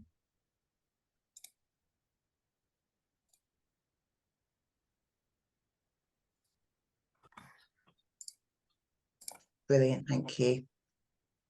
Yeah, and that I thought that's a really, really good clip, that Christine McGuinness, because I think it's kind of relates to so many autistic women and men too, and like autistic individuals. Lastly, thank you. Thank you so much for attending this presentation.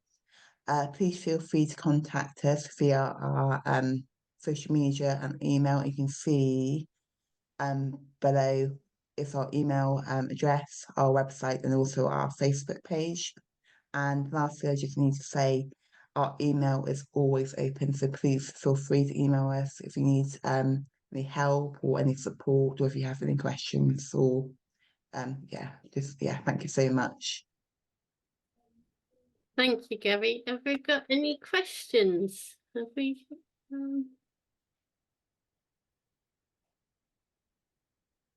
Can I ask a question? Sorry, I don't know how to raise my hand either. Yeah, that's fine.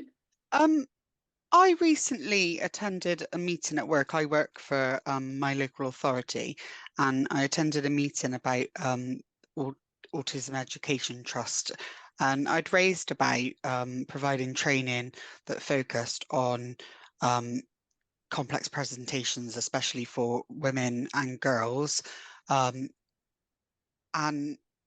somebody had said that we shouldn't focus on genders and that we should just focus on complex presentations, because obviously there will be boys as well that have complex presentations. My son is one of them that wasn't necessarily obvious.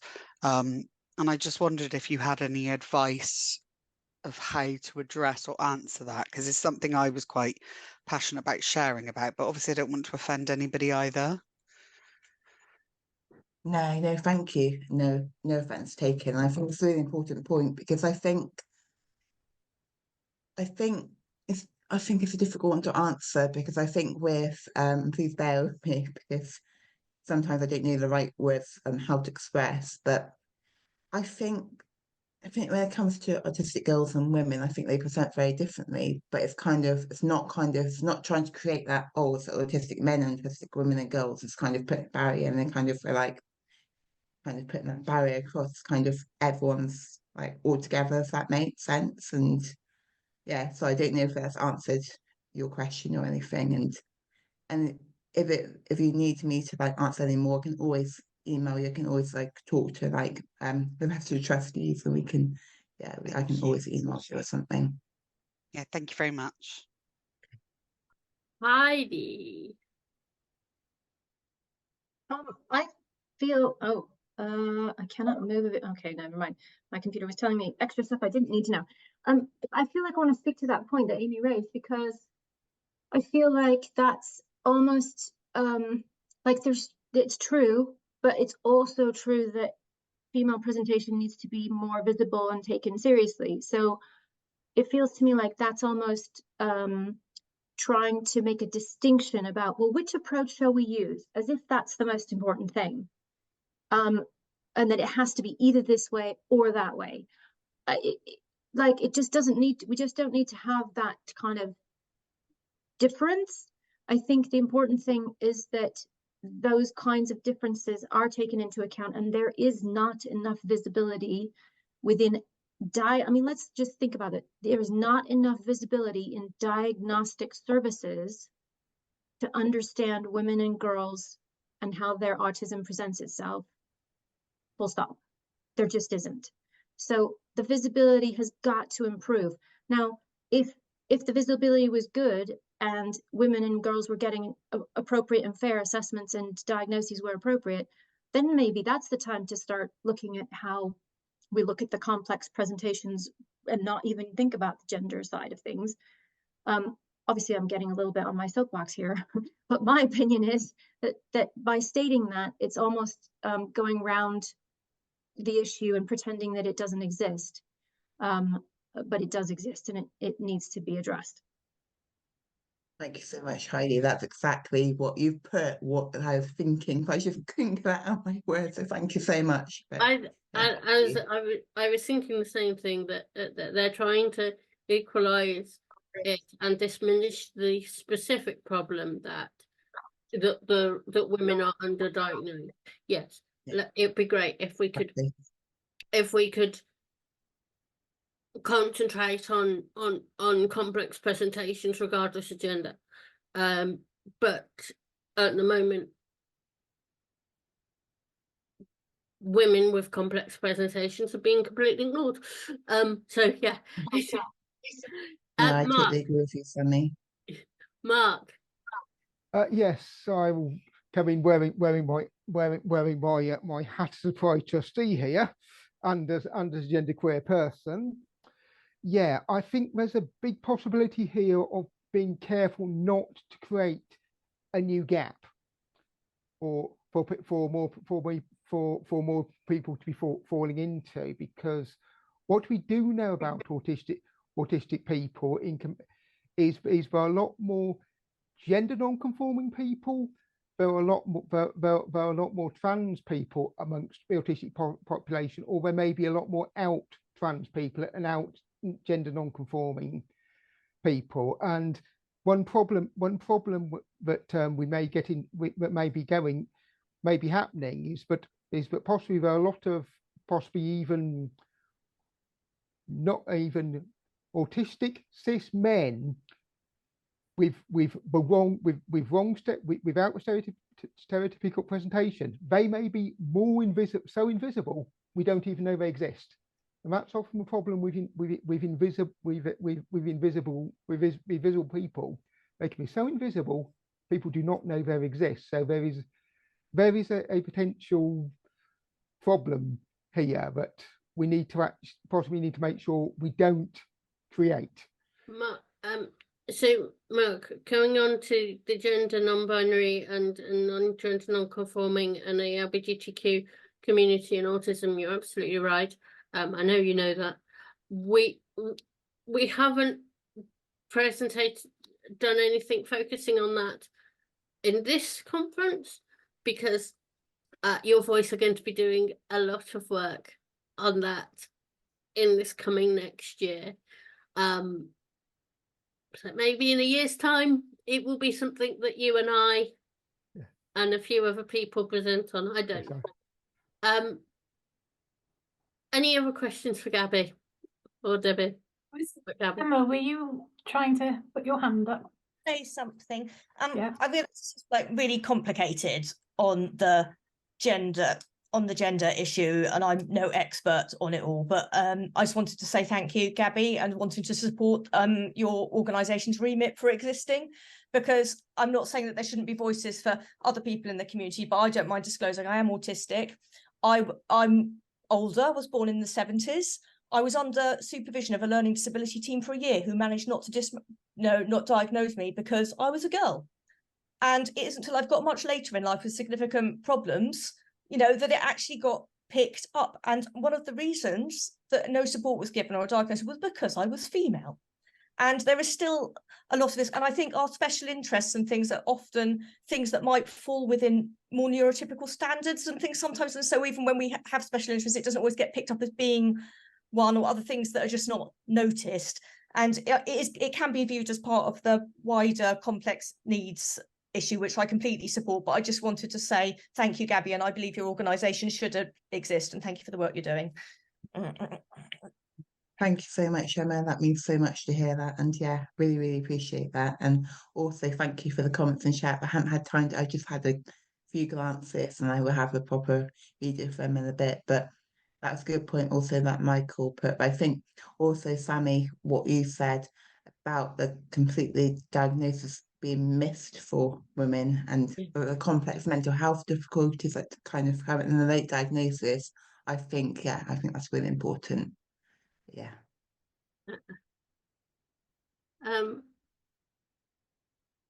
Are there any other questions?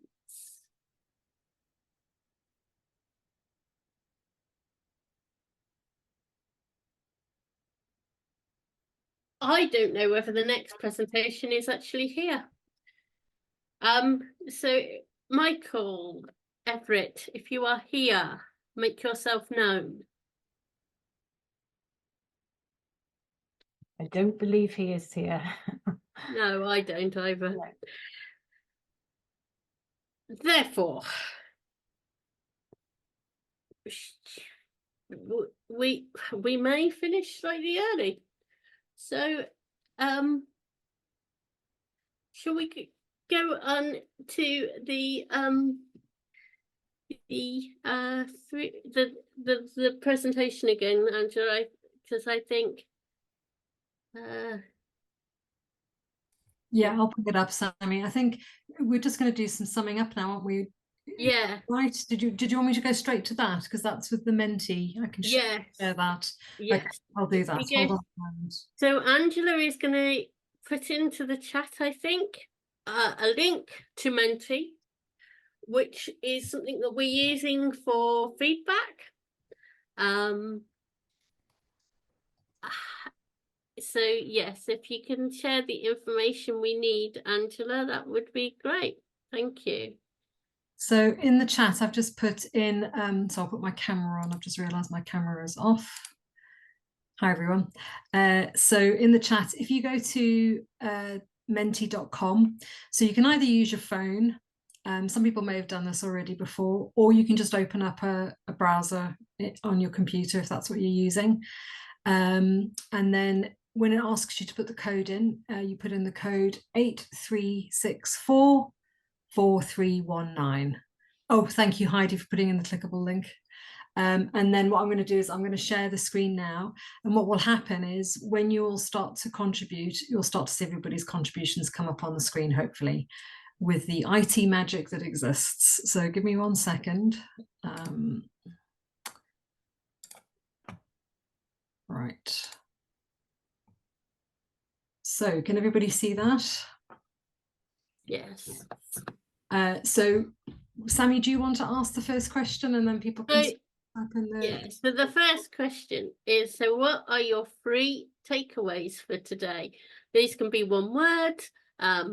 What do you when you think of today, just what do you think of when you just because I want to get an impression of what was important of today. Yeah.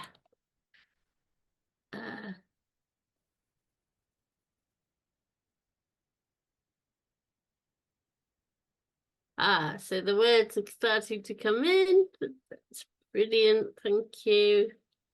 So empowerment, shared experiences, bringing out the autistic positives.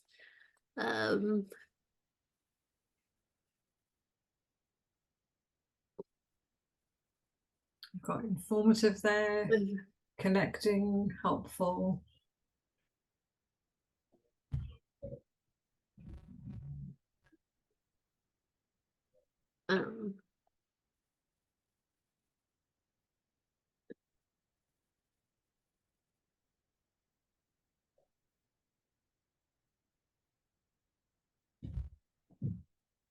Sense of community is a nice one, isn't it?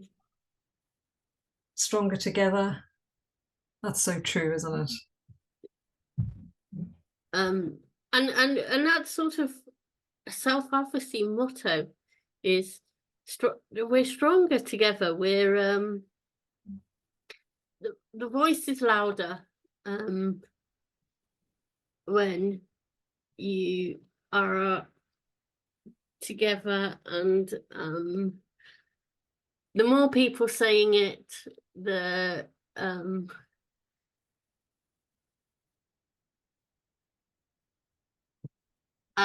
better it is, and the more chance of getting it heard.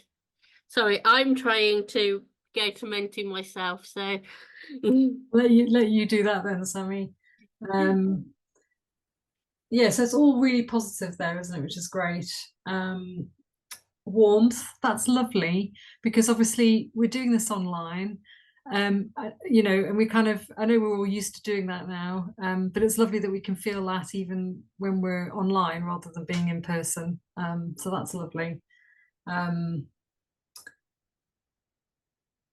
Everyone is different. That's so true. Okay.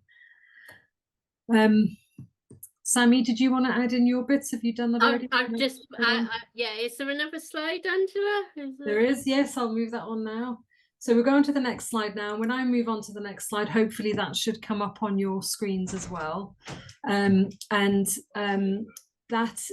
next question there, I'll let you ask that. Yeah, so do you think there are any gaps in self-advocacy or support groups for autistic adults, particularly in the Southwest?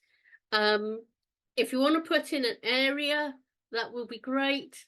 But what are the gaps? Because we're obviously always trying to build the network, we're trying to look for the network. Also, if you think there is a group that we haven't got represented here, put in that, because we can contact them. So yes, that's great. Thank you.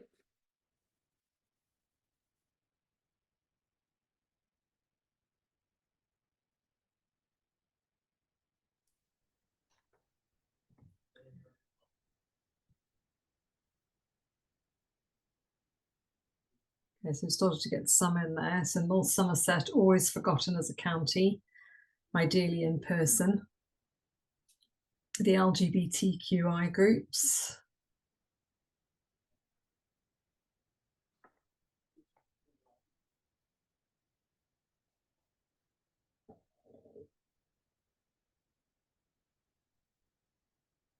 Gap in with the younger voice. Doing quite a lot of work for it, but we haven't got it quite right yet. Not enough information about what actually is available in Somerset. Older females, 40 plus. There's another one talking about Somerset, not much in Somerset, especially on the advocacy front. Raising awareness, signposting would be helpful.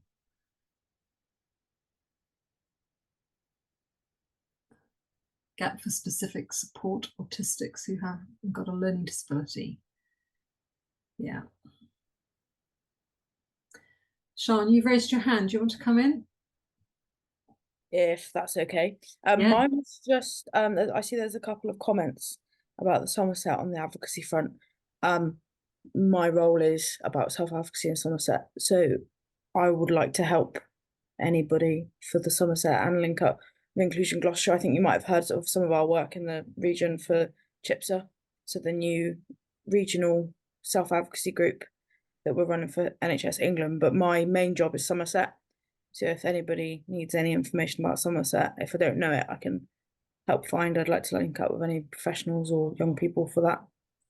So could you we'll give out an email address at the end, but if you want to drop your email into the chat, that would be wonderful, because we do have an absence of people in Somerset, so that would be great. happy to link up on that as well with you, Sammy. Yeah. Right, and see what we can do. That's brilliant. What else have we got there? Autistic mothers, lack of support for over 24, seeking work. Somebody says they're in South Gloucester, appears that they're not in a network, and has large rural areas, one of the 10 lowest funded for education. There are hardly any autism specialist spaces. Yeah. South Gloucestershire are part of the area we cover. If you want to join us, again, there'll be an email out given at the end. I send out the forum link every month, as Heidi and Gabby and Mark will tell you. And we'll you're welcome to join us, as there's anybody in Somerset or anywhere. Yeah.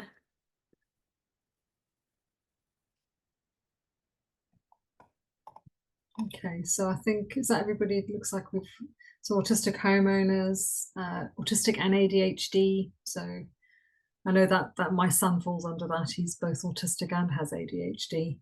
So I would agree with that.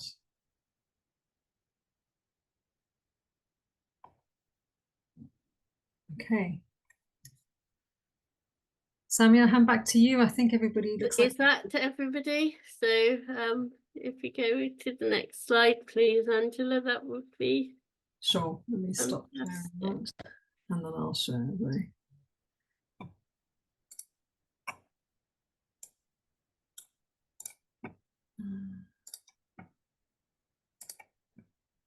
Okay, there you go.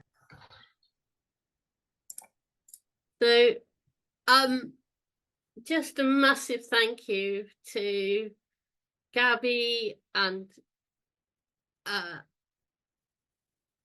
Jackie, and unfortunately Hannah isn't here now.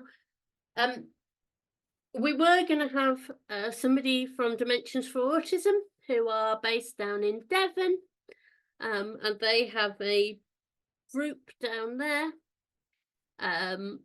They are very active members of Your Voice. Unfortunately, they don't seem to be here. But those are just some website, their websites, dimensionforautism.life. Girls Have Autism Too, which I think is a fantastic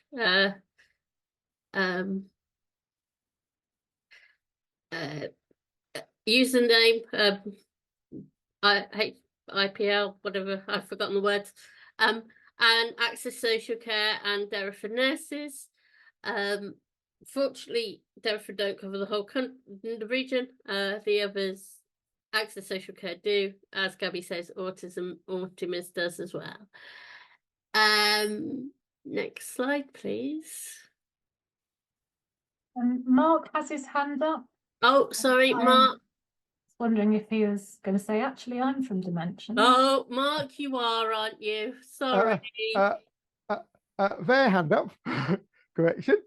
Yeah. So sorry, I'm from yes. Dimensions for Autism. If you like, I can give a brief summary of what's done. Yes, Mark. Dimensions for Autism. Okay, yes, if you could. I'll give you a brief summary. Okay, of what we do. We have both in-person and online groups over both Devon and Torbay. Nothing in Plymouth. Plymouth always seem to want to do their own thing at the moment. So we have an in-person meeting based in Torbay, which is once a month. We have an in-person meeting based in Newton Abbot, which is also once a month. We have an in-person meeting in Exeter. That's also basically once a month. We have an in-person meeting in Barnstable, which is North Devon. That's also once a month. We have an online meeting, online afternoon meeting, either once or twice a month. We also have an online evening meeting for which is also generally once a month. Once a month we have what we call a social outing, where basically people go to somewhere specific, which is suggested by our members. We have an in-person autistic women's group, which happens in Exeter. That group accepts anyone cis or trans who considers themselves to be a woman. We also have an online young persons group, and we also have an on stupid person. I've forgotten one I actually run, which is the LGBTQ one, which we're running online again monthly. In the past, pre-pandemic, we ran that in person, though we've been trying for the last couple of years to sort out getting us back to a position when we can run that in person again. Unfortunately, the place we had to run it in person is not very good accessibility wise, and actually some of the people who would like to attend that group have at least 2 of them have fibromyalgia and mobility issues, which is actually something I forgot to put up with in the case of the possible lack of support and advocacy. Is autistic people who have physical disabilities, who may also be members of other minorities, be they ethnic, be they LGBTQ. That's some of the situations which can happen. I know one person was saying that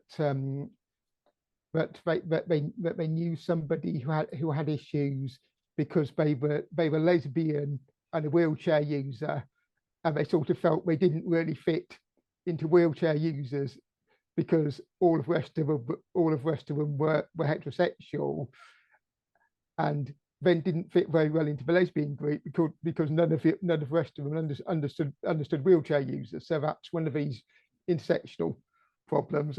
I'll shut up now before I consume too much time. Mark, thank you. I'm really sorry I forgot you were from Dimensions and you could have done a bit of that talk. Thank you very much for filling in some of those gaps. You're great. If we go back to the slides, again, the address is there if you want to find out about Dimensions. I'm sure Michael or Trish or Mark himself may be willing to answer them. There is our information and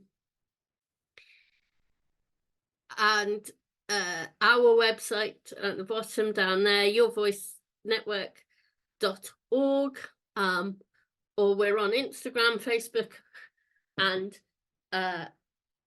Twitter. I refuse to call it X.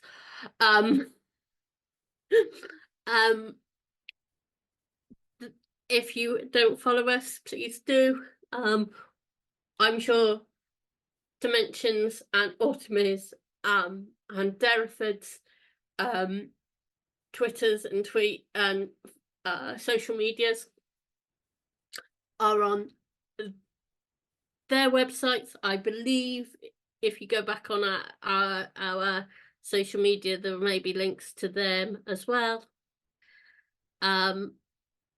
Once again, thank you very much for coming. I hope today has been informative and useful. Massive thank you to Angela, to Debbie, to Heidi, to Mark and Gabby and Hannah and Jackie. And thank you very much. We are finishing right on time. Well So done. thank you very much.